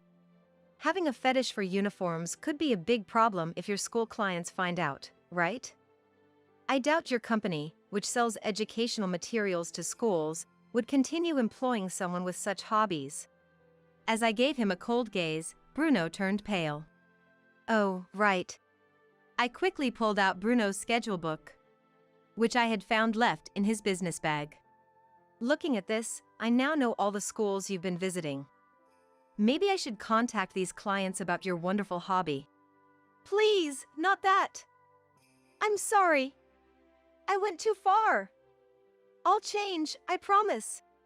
Bruno must have realized there was no escaping the situation. He started to tremble and collapsed onto the floor. Despite his apologies, years of his club visits and extravagance, culminating in injuring Lara, were unforgivable. Who's going to believe the words of a liar like you? I've already consulted a lawyer and am ready for divorce. You'll pay back every penny you squandered, plus compensation. This is the end for us. No, please. Bruno tried to cling to Lara, but but she recoiled. Yuck. Get away from me. And eventually, wah. He broke down crying. We watched his pathetic state with cold indifference. Shortly after, the divorce was finalized, and Bruno was ordered to pay back the $15,000 he had squandered plus $30,000 in damages. Somehow, his club visits were leaked, resulting in his termination from his job. John cut ties with him, and now Bruno lives alone in an old apartment, barely getting by with day jobs. Unable to pay the damages, he had to borrow money from dubious lenders and now lives in fear of debt collectors. Meanwhile, after the divorce, I had more time to myself. With Lara's help, my mother's health improved significantly, and she no longer needed constant care. Now, the three of us women live together, enjoying a happy and harmonious life. I washed your baby in the washing machine. My Asael burst into laughter the moment she saw my face. She had always disliked me, so she must have been waiting for this opportunity. But I couldn't help but raise an eyebrow in response. My daughter is sleeping right next to me. My Asael Janice looked utterly shocked at first, then turned pale as she watched our daughter Kyrie sleeping soundly. This story is about a major family incident involving all our relatives, which happened one Christmas. My name is Patrice, a 35-year-old homemaker. I married Bryant, who is 5 years younger, and after about 7 years, we were finally blessed with a child when I turned 35. Our daughter Kyrie, now 8 months old, is a lively baby who loves her milk and sleeps well. As an older mother, I was relieved, but there were still challenges to face. One of them was my Asael, Janice, who is 10 years younger than me. She disliked me for marrying her brother and constantly harassed me whenever she got the chance. Janice's attachment and love for her brother Bryant were intense, something you might call a brother complex. I don't have siblings, so I can't fully understand, but I find it bizarre that at 25, she still wants to shower with her biological brother. Bryant always brushed it off as a joke, but I couldn't make sense of it. She looked down on me for being an older wife and for having a child late in life. When Bryant wasn't around, she would invariably taunt me, saying, "How did an old lady like you manage to trick my brother?" "I'm just curious, for future reference."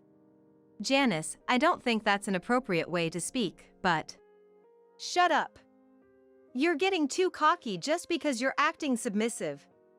It's disgusting that an old lady like you stole my brother and then got pregnant." "Could you please keep it down? The baby might wake up." I held back a sigh and deliberately spoke to Janice in polite, respectful language. After all, she was constantly at our house, clinging to Bryant and trying to follow him every time he left his seat, which also troubled him. Moreover, she would ring the doorbell early in the morning and not leave until late at night. Eventually, she started acting childishly, saying, "I'm going to stay over at my brother's place." Bryant had his hands full just trying to send her home. Good grief, Janice is such a handful. "Honey, I have something I want to ask you about her." I cautiously asked Bryant if he was aware of Janice's terrible behavior.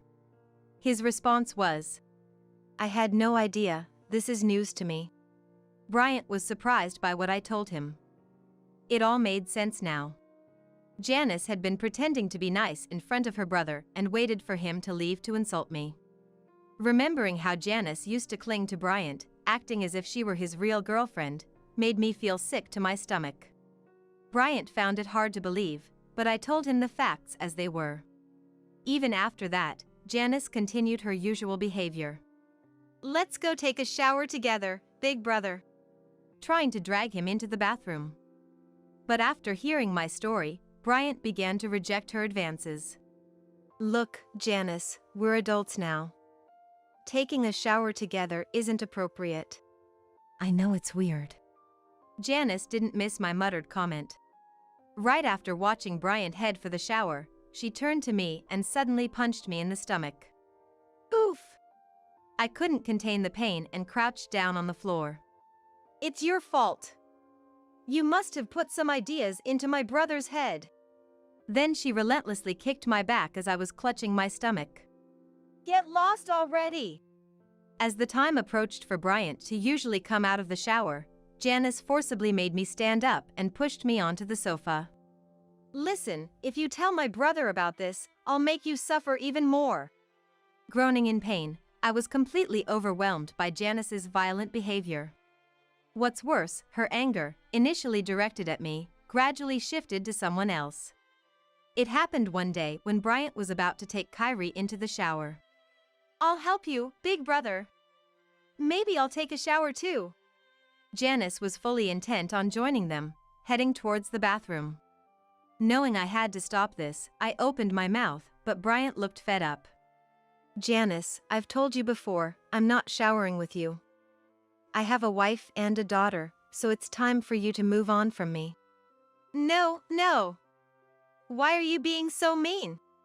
Ignoring her tantrum, Bryant quickly picked up Kyrie and headed for the shower. This scene repeated several times, with Janice being rejected by him each time, gradually shifting her anger from me to Kyrie. She couldn't stand the thought of the baby showering with Bryant, her brother, while she was rejected. That's probably what she felt. Soon, Janice would cause a terrible incident. One Christmas, our family was invited to my in-laws, where we gathered with relatives. Naturally, Janice was there too, and I had a bad feeling about it. However, in front of the relatives, Janice's true colors were never revealed, and surprisingly, she was quite well behaved.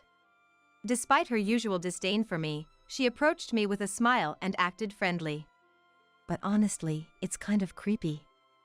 There's no way she would suddenly be nice to me. I decided to avoid Janice as much as possible and went to where the children of our relatives were gathered. There, over 10 children and babies were huddled together, holding on to their allowances and toys given by the relatives. I approached a relative, Opal, who was there.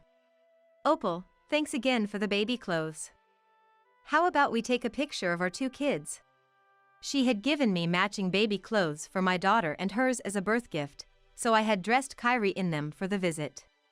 We both had a great time taking photos of the children with our mobile phones.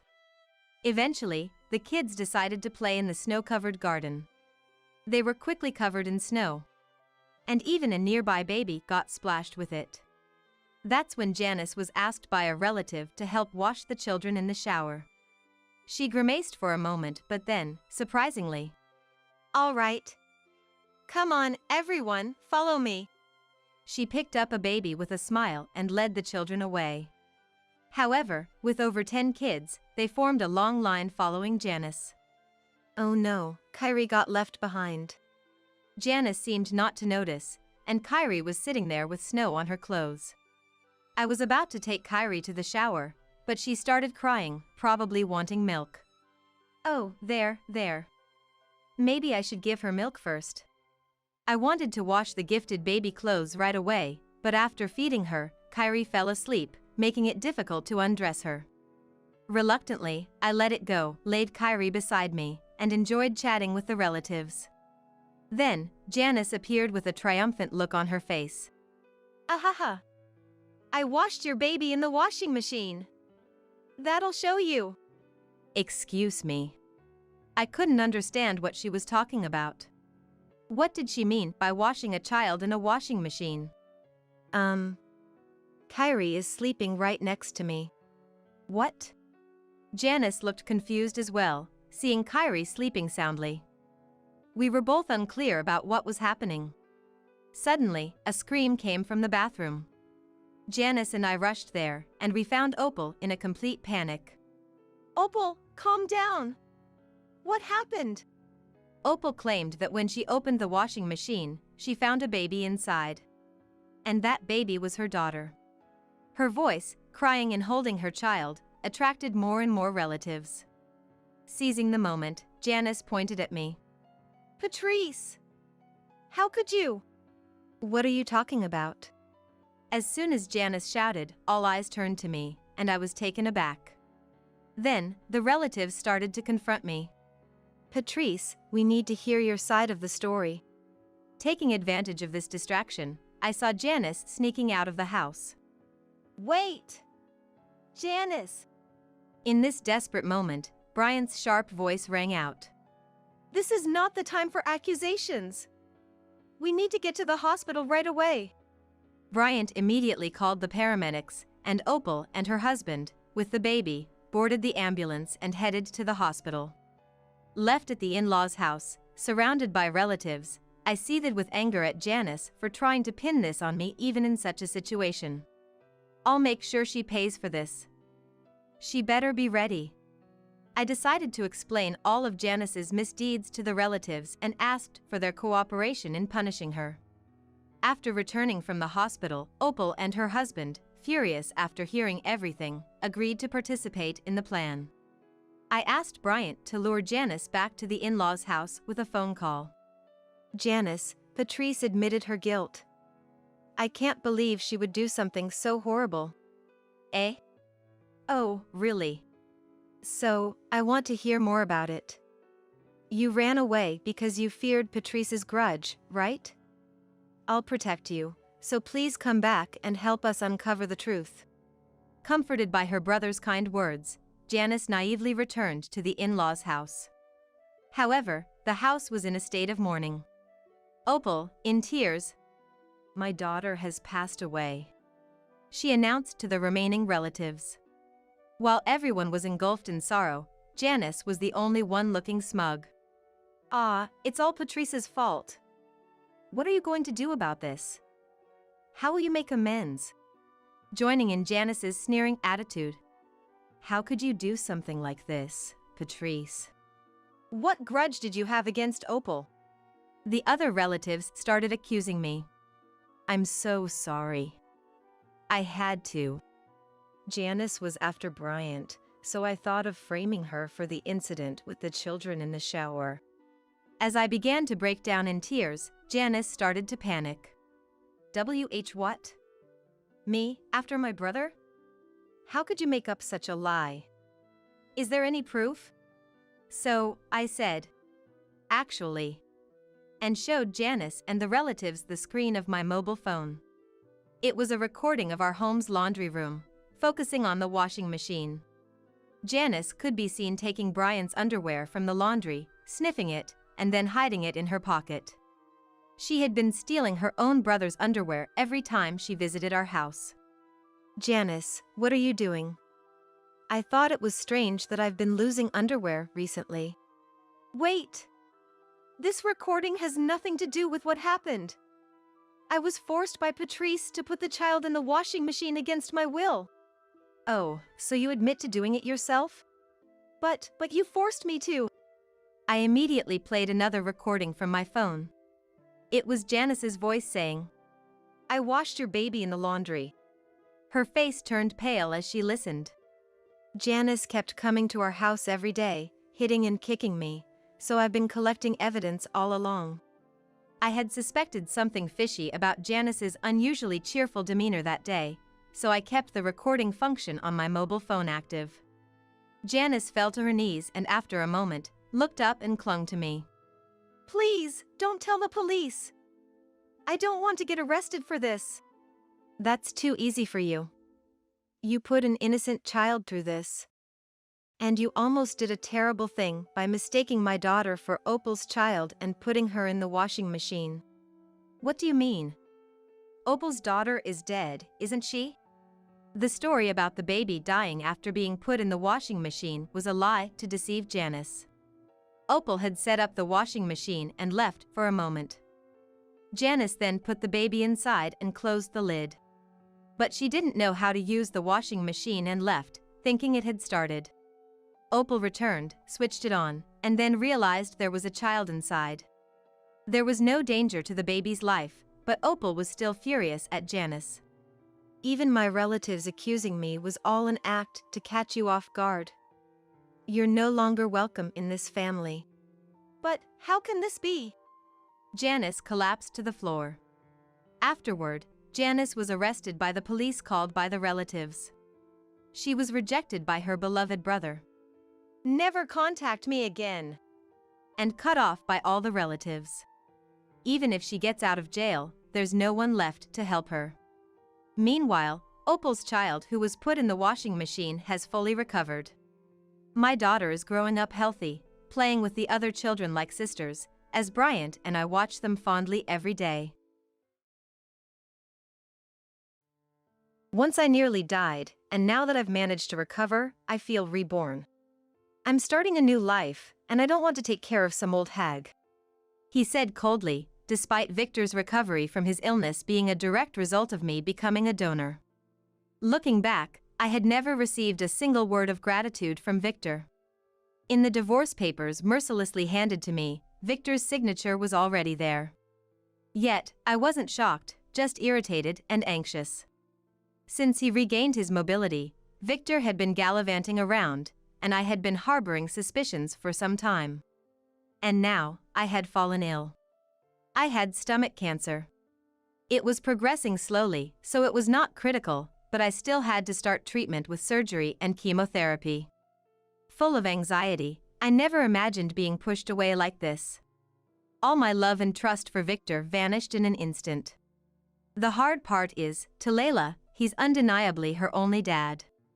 I felt guilty about becoming a single parent, but I just didn't have the energy to try and mend things with Victor now that my own battle with illness is beginning. I signed the divorce papers Victor brought and returned them to him. A month later, Victor, having left numerous unanswered calls, finally barged into my hospital room and blurted out something shocking. "My name is Karina, a 29-year-old housewife. I had been happily living with Victor, a year my senior, and our 5-year-old daughter Layla for 7 years. Even after getting married, I continued working full-time until I went on maternity leave and then resigned from my job.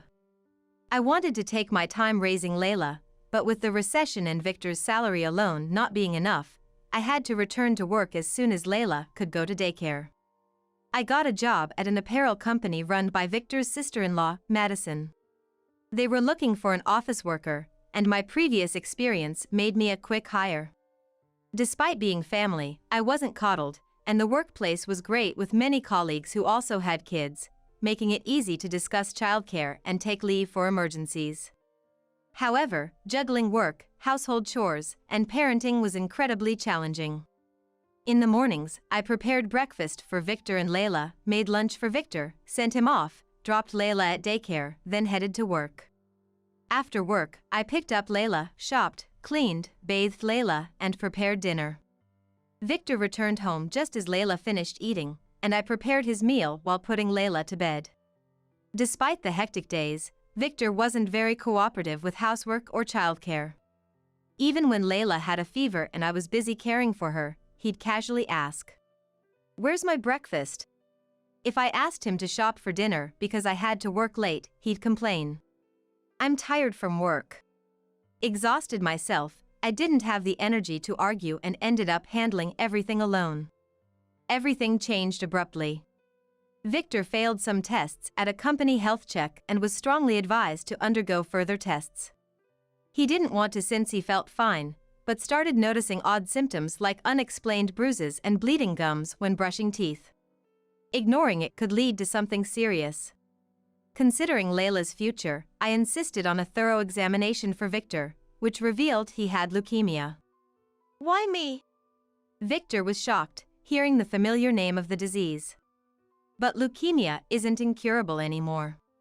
There are many cases of remission through chemotherapy and bone marrow transplants, and many patients return to normal life. I decided to support Victor, who was on the verge of despair, and accompany him through his treatment. He took a leave from work and was admitted to the hospital immediately. As for me, I had to juggle work, household chores, childcare, and now Victor's treatment. It was me who reached the limit first. The stress of hospitalization made Victor even more irritable towards me. I knew it was just him lashing out, but being busy with work, looking after Layla, doing household chores, and visiting the hospital in my spare time, I was honestly exhausted. It was then Madison, my sister-in-law, reached out to me. "Why don't you live with me? I can help with the household and taking care of Layla." Madison, the president of our company, was always on the front line of sales. She never left everything to her subordinates and always tried to catch the voices from the field. That's why her staff felt close to her and found it easy to exchange opinions.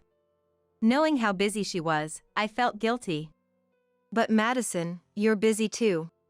If you collapse now, the one who suffers the most will be Layla, right? I'll help as much as I can with Victor's support. Rely on others when you can. Madison's firm words made me break down in tears. I was anxious about Victor, Layla's future, and my health, and Madison's presence and words were a great relief. Victor's parents had already passed away, and Madison lived alone in her parents' house. It's too big for one person. I didn't want to sell it because of the memories with my parents, but I'm glad you two are here. Madison warmly welcomed me and Layla. Living with her was very comfortable. Our good relationship made it feel like I got a sister. Madison, who had been living alone for a long time, was good at household chores. Her active help made life easier than before. Then, there was a hope in Victor's treatment. I was a match as a bone marrow donor for him. After Victor's diagnosis, both Madison and I tested for bone marrow donation. The odds of finding a match are 1 in 4 for siblings, and 1 in several hundred to several thousand for unrelated individuals. We despaired when Madison wasn't a match, but I was, and Victor was overjoyed. I had to be hospitalized for a few days for the bone marrow extraction. During that time, of course, I had to take time off from work, and I couldn't take care of Layla. Both of these troubled Madison, but she didn't show any disgust. I'm really grateful you're doing this for my brother. I'll take care of everything, so don't worry about anything but your own health, she said. With Madison's support, I underwent the surgery to donate bone marrow to Victor. He had to stay in a sterile room for a while post-surgery to avoid infections. I was discharged after a few days and, thanks to Madison's generosity, took a couple more days off before returning to work. The hematopoietic stem cells transplanted into Victor began to work properly, and after a few weeks, he was able to move to the general ward. When I took Layla to visit Victor in the general ward, a nurse was in the room. Seeing Layla after a long time, Victor smiled happily. Victor is recovering well. He's young and strong, so he should be able to return to society soon if he continues to progress well. Thank you so much for everything. After expressing our gratitude, the nurse smiled and left the room. True to her words, Victor's condition stabilized, and a few months later, he was discharged. He still needed to rest at home for a while, so the 4 of us, including Madison, began living together at the in-laws' house. I once again took on the responsibilities of work, house chores, childcare, and caring for Victor, but it was less burdensome than before, thanks to Madison's presence. Madison, who can speak her mind clearly to Victor, told him, "You don't have to overdo it, but try doing some household chores as a part of your rehabilitation." Reluctantly, Victor began to help around the house. However, knowing his physical condition, I often ended up helping him, and eventually, Victor seemed to understand that if he did things slowly, I would come to help him, and he stopped doing even what he could. "I still feel tired." He said it as an excuse, not even trying to get up from the sofa. Once, when a delivery arrived while I was preparing dinner and I couldn't answer the door, I asked him to do it, only to receive a heavy sigh and a complaint. "You're rough with people, even though I'm supposed to be resting." I couldn't help but think. "It's just this much." But Victor's pain was something only he could understand. So, believing his words, I tried to do as much as I could, even if it meant pushing myself. Perhaps because of overexerting myself again, my health had been deteriorating recently. Eating had become more difficult, and Madison even worried that I might have lost weight. By this time, Victor had recovered almost completely and had returned to work. Even though Victor no longer needed care, it didn't mean that household chores and childcare decreased. Even as my health worsened, Victor, perhaps reacting to having been told to rest, began going out alone more on his days off. He seemed not to notice my poor health and continued to neglect household chores. Once, when I asked where he was going and with whom, he became angry, saying, "I have my own private life too." Eventually, due to stress, I started experiencing painful stomach cramps and, encouraged by Madison, decided to undergo a medical checkup. With Victor having been seriously ill, I thought it was best to take early action for Layla's sake. The result was that I was diagnosed with stomach cancer. Fortunately, it seemed to be progressing slowly, but I still needed to be hospitalized for a while and undergo harsh chemotherapy. Layla looked anxious about my sudden hospitalization, but Victor was out and didn't stay by her side. Instead, Madison was with her. To not get in the way of my preparation for hospitalization, Madison took Layla out shopping. While I was silently getting ready, Victor came back. "What's this? Going on a trip?" Victor asked nonchalantly. I snapped back, unable to contain my anger. "I have stomach cancer." "Stomach cancer? I've been feeling sick lately." "I went for a checkup today, and that was the diagnosis. I need to be hospitalized." "Hospitalized? What about the housework? Will Madison handle it?" I was stunned that his first reaction to hearing about my hospitalization was not a concern for me. Indeed, the slow progression of my illness meant it wasn't a matter of immediate life or death. But still, facing a wife who was about to undergo harsh chemotherapy, his first concern was about the housework, which seemed incredibly insensitive. "Well, maybe this is for the best." "What? Divorce me?" "Ha!" His sudden demand left me bewildered.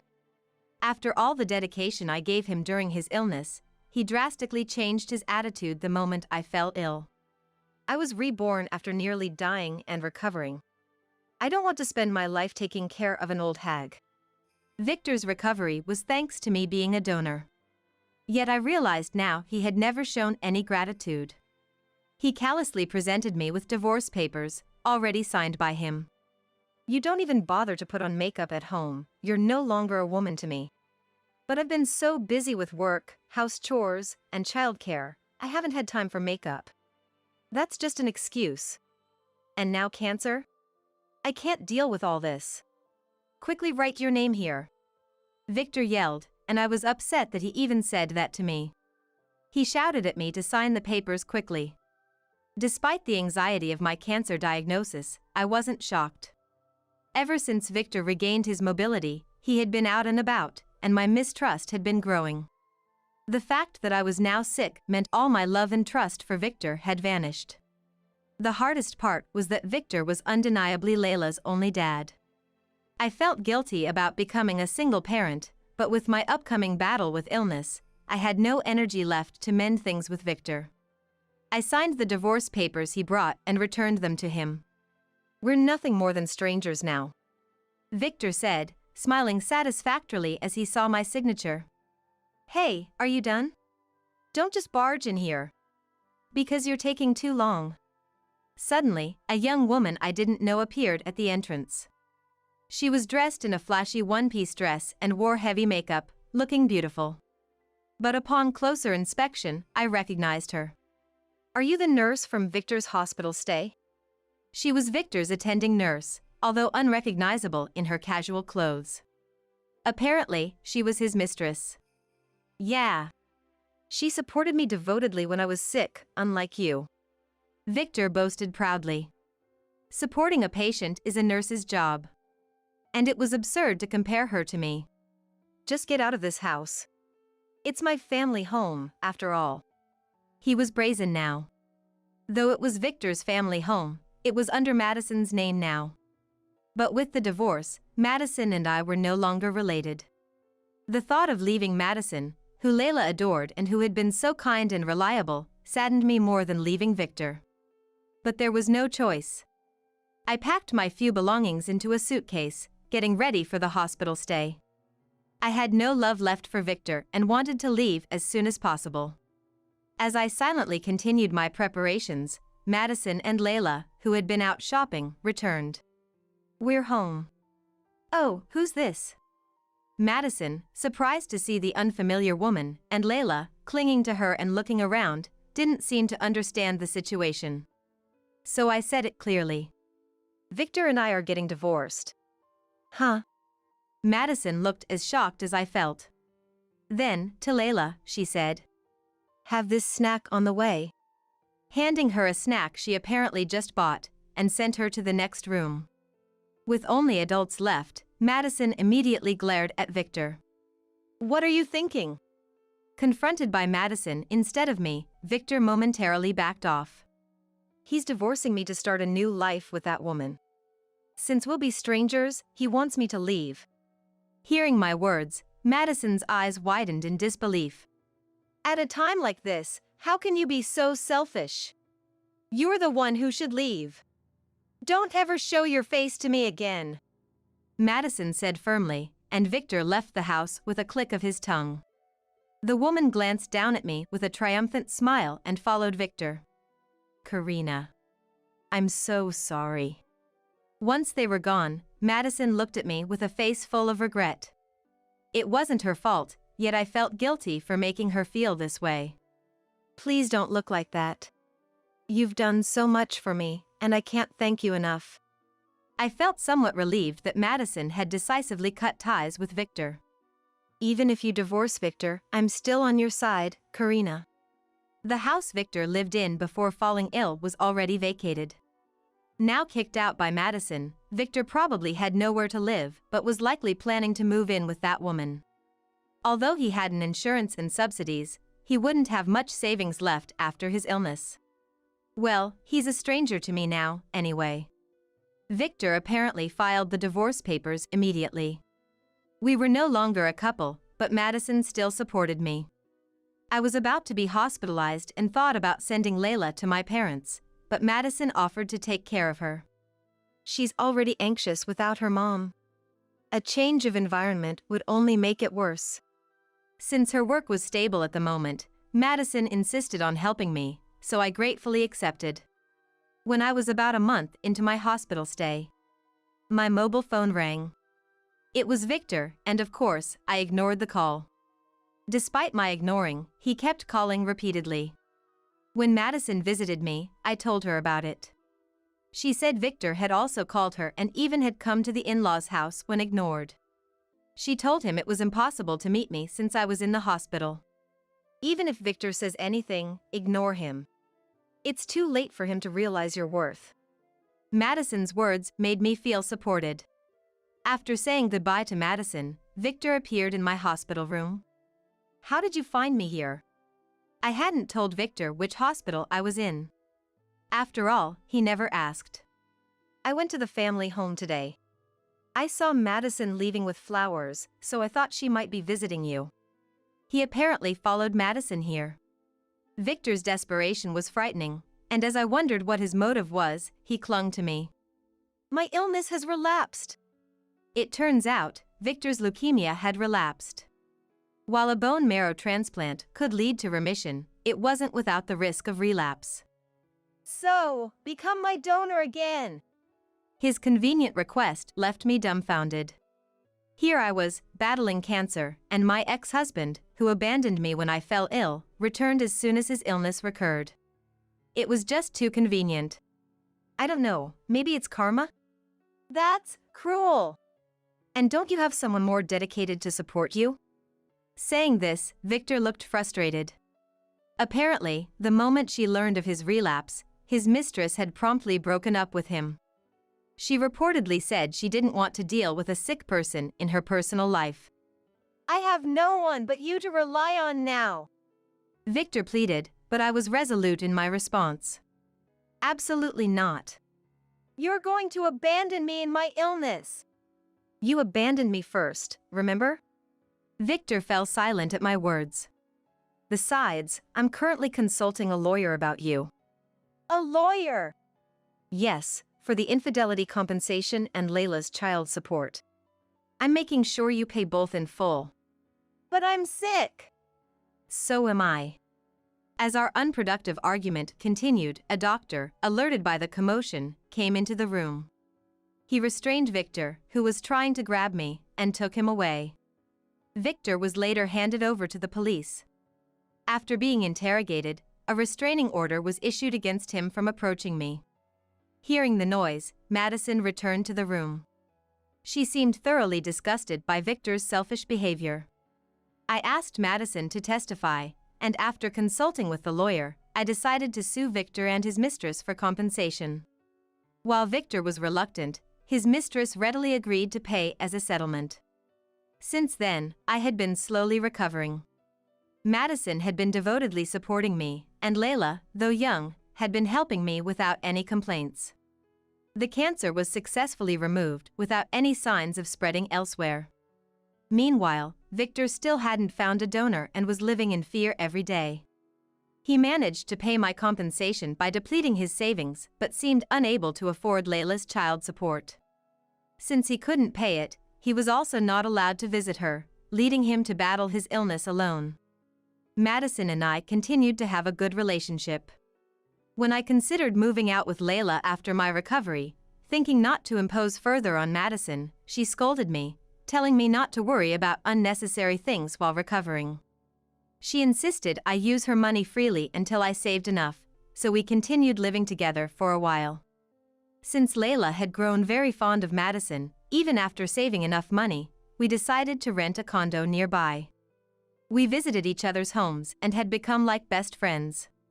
Despite the terrible separation from Victor and my own illness, having someone like Madison who steadfastly supported me was a blessing. I hoped Layla grows up to be a strong, kind woman with a sense of justice like Madison, and I looked forward to spending more time together. On the day of the wedding, I got a call. It was Linda, my mother-in-law-to-be, sounding triumphant. Embarrassing, isn't it? No one's sitting in the groom's family seats. You must regret ignoring me now, huh? However, her smugness lasted only 20 seconds. I'm Patricia and a 28-year-old office worker. I was born and raised on a wheat farm, brought up on bread. I was an athlete until college, which was fine, but now in my desk job, apparently, I'm eating too many calories from all that bread. Before I knew it, my belly was firmly resting over my pants, and I was shocked when I noticed. This is bad. I decided to start going to the gym after work. That's where I met William, my soon-to-be husband. William was born and raised in Urban, working for a famous company. We often ended up next to each other on the treadmills and became close. 2 years of dating without major fights, and I accepted his proposal without hesitation. I thought we'd be a peaceful married couple. But there was one person who reacted negatively to our marriage. That was his mother, Linda. What? From a farming family? When I went to greet the in-laws' house after William's proposal, Linda clearly showed her displeasure. Nice. I love bread. One day, I want to own a field and grow delicious wheat. That's my dream. Unlike her, William's father Anthony was all smiles, sharing his wonderful dream. Dad's born and raised in Boston, so he's got a strong yearning for the countryside. I see. By the way, what's your favorite type of bread, Anthony? Let's see, can I start with the top 10? Please, go ahead. Come on, it'll be tomorrow before you know it. William was smiling wryly, but Anthony looked happy. When asked about his number 1, it was cinnamon rolls. I thought I could get along with Anthony. Linda, isn't it great William found such a wonderful wife? Yes, I suppose. Linda looked me up and down. But I wonder if a girl raised in the peaceful countryside, from a farming family, can fit in with us city folk. I'm worried. Sorry? I was shocked by her sudden rude remark. She continued to look down on me. Listen. Patricia, you're from the countryside, so you might not know, but you should make an appointment when meeting people. Don't just barge in with muddy corn. It's embarrassing. Mom! William looked at her in shock. Anthony was so surprised he froze with his cup in hand. But she didn't stop. Children's education starts before preschool. If they're raised like you were, they'll stick out in the city. Don't embarrass William and us. Hey, what are you saying? Anthony, snapping back to reality, hurried to scold Linda. But she just smiled sweetly. I'm just worried as a woman. Can this simple, laid-back girl fit into our family, living in Boston for generations? Wouldn't she be happier returning to the countryside, finding a man more suited to her? Yeah, perhaps. I'd never met someone who could insult a person so elegantly with a smile on their face. Not in the countryside, and I doubt even in the city. William seemed disgusted by his mother's words too. Mom, you're being incredibly rude to Patricia and her parents. We're just a family born and raised in Boston, nothing special. Also, she's been living in here for 10 years, working hard in an office, so there's nothing to worry about. We'll see about that. Despite him trying to calm her down gently, Linda just scoffed. When a vein popped on his temple, Anthony clapped his hands loudly. That's enough. I'm sorry, Patricia. Linda's just a worrywart, she doesn't mean any harm. So if you ever have any trouble, always rely on us. We're here to support you as parents. Yes. Anthony's words were comforting. Next to him, Linda was glaring at me with obvious malice though. Worried about the upcoming married life, I hastily swallowed the sigh that almost escaped. I then reported to my parents and started preparing for the wedding. Having many friends who married earlier, I had some ideals like, that ceremony was lovely, or I'd like to try such a performance. However, there were always obstructions. Yes, that was Linda. First, she insisted on coming to see me try on wedding dresses. William tried to refuse, but she ambushed us at the meeting spot and forcefully joined. Every time I tried on a dress, she'd say, "Your bread-like face doesn't suit the dress." "What kind of face is that?" Then she'd say, "This dress would look better on me, let me try it on." Seriously troubling the coordinators with her absurd comments. At my limit, William had to forcibly remove her from the store, and the day ended with apologies instead of dress fittings. I was utterly down, but I felt sorrier for William, with such an unreasonable mother. Linda didn't just interfere with the wedding dress. She tried to cancel the video filming, saying it was unnecessary for a country girl, and unilaterally inserted her hula dance circle's performance into the program. She even called the venue to change the wedding favors, claiming it was the norm in city weddings to give an unmanageable amount. I was at my breaking point. The wedding preparations I was looking forward to had become nothing but a burden. Causing trouble for the venue, William was also irritated every day. At that rate, we'd both break down. I didn't want to break up with him over it, nor did I want to let Linda have her way. So, I made up my mind to discuss it with William and decided to ignore all of Linda's snide remarks and meddling. Then suddenly, Linda's persistent attacks stopped. Perhaps she got bored because I remained expressionless no matter what she did. Just as I was feeling relieved yet a bit sorry for her, Anthony came to tell me something with a troubled look. Linda is crying that she's being harassed by Patricia. So that's her next move. Sighing, I explained the truth to him, with William equally dismayed. Hearing about Linda's antics, his face grew darker. I'm so sorry. Linda actually proposed to skip the wedding day. I thought that was too much and came to secretly consult with you too. What? Not only had she filled Anthony with lies, but she'd also planned such an outrageous act. She said the absence of the groom's parents would be a silent protest on behalf of a son brainwashed by his wife. She's even trying to persuade Margaret and Stephen to skip. Margaret and Stephen too? William was shocked. Margaret is William's older sister, and Stephen is his younger brother. She must have filled their ears with all sorts of bad things about me. My stomach churned. I understood she didn't like having a country girl as a wife. But didn't she realize how much shame and sorrow this would bring to William? It's okay, she doesn't have to come.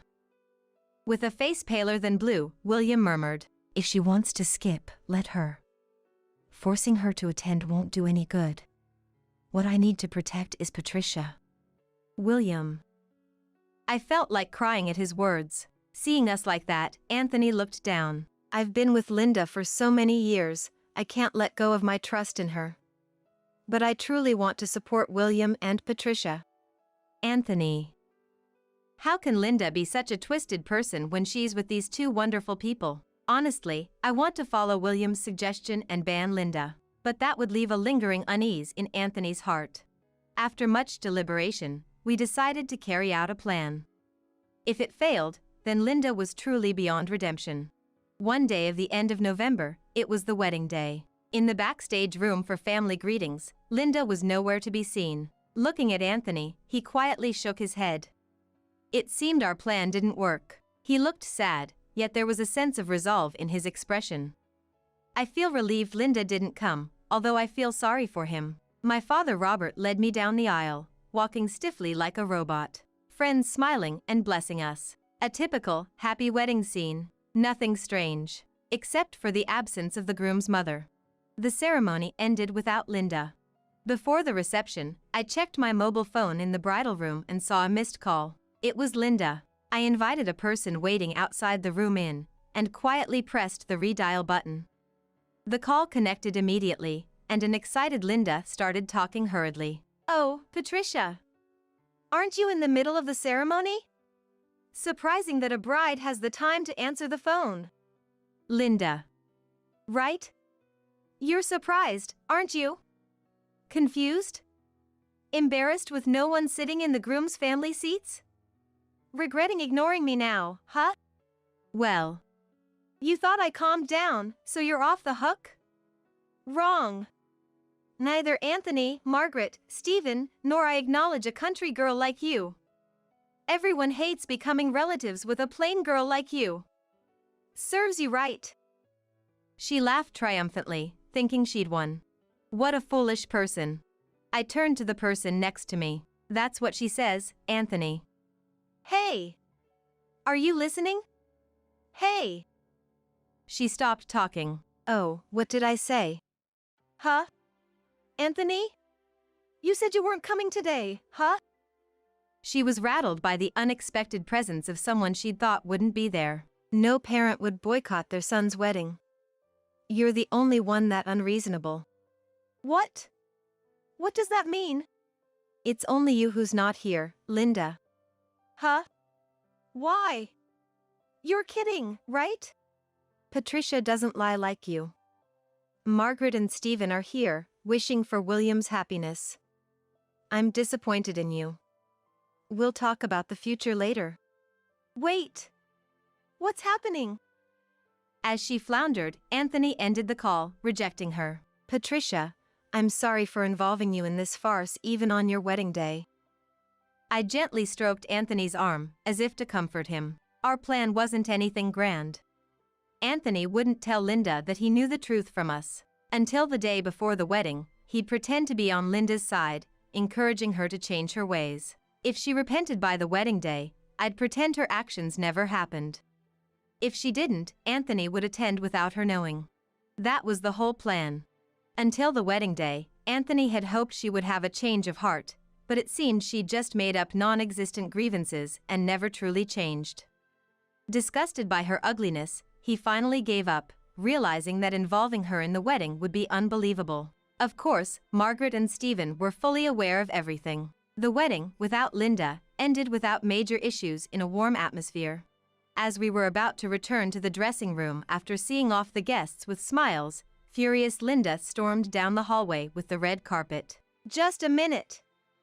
Patricia. Oh, look, Madam Boycott. What? You're the worst, Mom.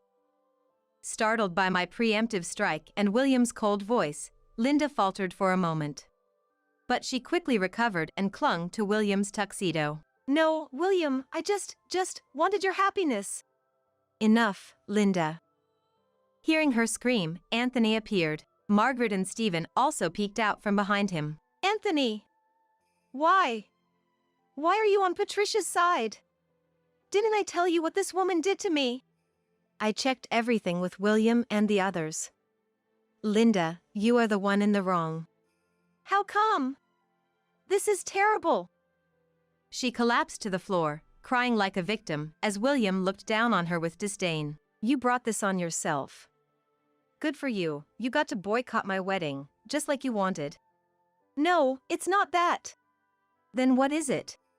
You know, I wanted to wake you up. Yes. Everyone must have thought it's strange for a groom's mother to be absent. They must have realized there's a problem with the wife. Yeah, so I explained it to them. Huh? That the groom's mother boycotted the wedding because she disapproves of his foreign-born wife. What? Everyone felt disgusted and sympathetic towards Patricia. What the hell? But it was cool, you know, when he declared, "I will absolutely protect my wife." Wait, just a minute. What do you mean? I'm like the villain here. Watching a flustered Linda, William sighed in exasperation. Anyone can see that you're the villain, right? Me? Yeah, you are. Anthony nodded. Anthony, why would you say that? It's because of this woman. She's deceived William and now Anthony, making me the outcast. Still such foolishness. Even the kind Anthony was dismayed by her terrible behavior. She still looked around for an ally. Spotting Margaret, her face brightened. Margaret! You have children, you understand my feelings, right? You want your children to be happy, right? You should think so too? Yes. Right? That's why I'll warn my children never to marry into a family with trash like you. Huh? She was shocked by Margaret's emotionless sarcasm. I'll make sure not to tell you when I get married. I don't want my wife running away. Stephen's tone was light, but his eyes clearly showed contempt. What are you saying, Stephen? I am your mother, you know. Yeah. I'm so disappointed. I always respected Mom, and now to find out she's such a terrible person. Exactly. Apologize to Patricia quickly. The relatives blamed on her. Oh my goodness. Finally, she seemed to realize she had no allies. Unable to find any words of retaliation, she looked around and stammers. Anthony reached out to take his pitiful wife home, but she flailed and protested. No.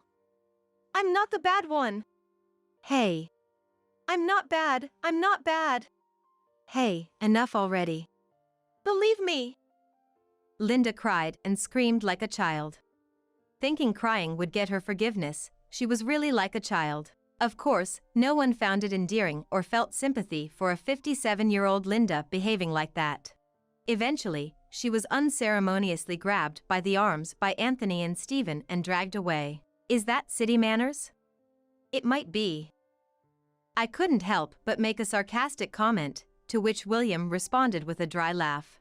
After that, Anthony and Linda separated. Linda was reluctant, but her mother, who learned of her daughter's disgrace at the wedding, tearfully took her back.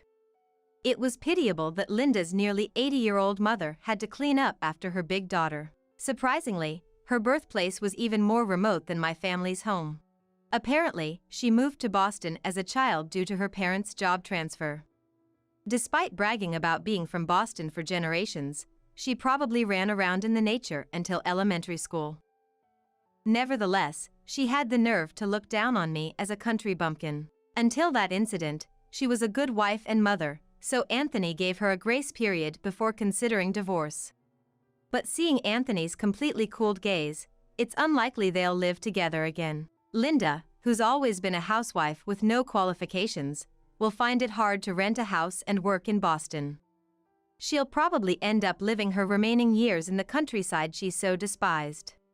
Half a year later, in early summer. Whoa! Are you okay? Anthony spectacularly slipped in my family's wheat farm. Are you all right? Dear, it's embarrassing being helped by a young person. Embarrassed, he scratched his cheek with his muddy hand. Hearing his yell, my father and William came rushing over from the next field. Oh my, you've been training hard. Come on, Dad. I scolded my father's teasing, but Anthony just laughed it off. I really need to work on my strength and balance. City folks for you, Dad. At William's remarked, the four of us broke into laughter. After Memorial Day, bread-loving Anthony had offered to help with weeding. Though machines have reduced the need for manual labor, there are still places that need a human touch. Both Anthony and William handle the seedlings carefully and take on the heavy lifting, much to my parents' gratitude. We ate sandwiches made by my mother, overlooking the fields. The sound of the wind rustling the wheat was soothing. Wow, such a nice view. I could eat 3 sandwiches just with this scenery. That's nothing, I could eat 10. Don't compete over something like that. William and Anthony seemed to be enjoying themselves. Watching them, my parents looked happy too, and my heart warmed. Getting married, connecting families, sharing joy is wonderful. Linda was a regrettable person, but meeting William and becoming family with Anthony is something I'm truly grateful for. Sandwiches under the blue sky with my beloved family. Simple, yet more delicious than any dish I could ask for.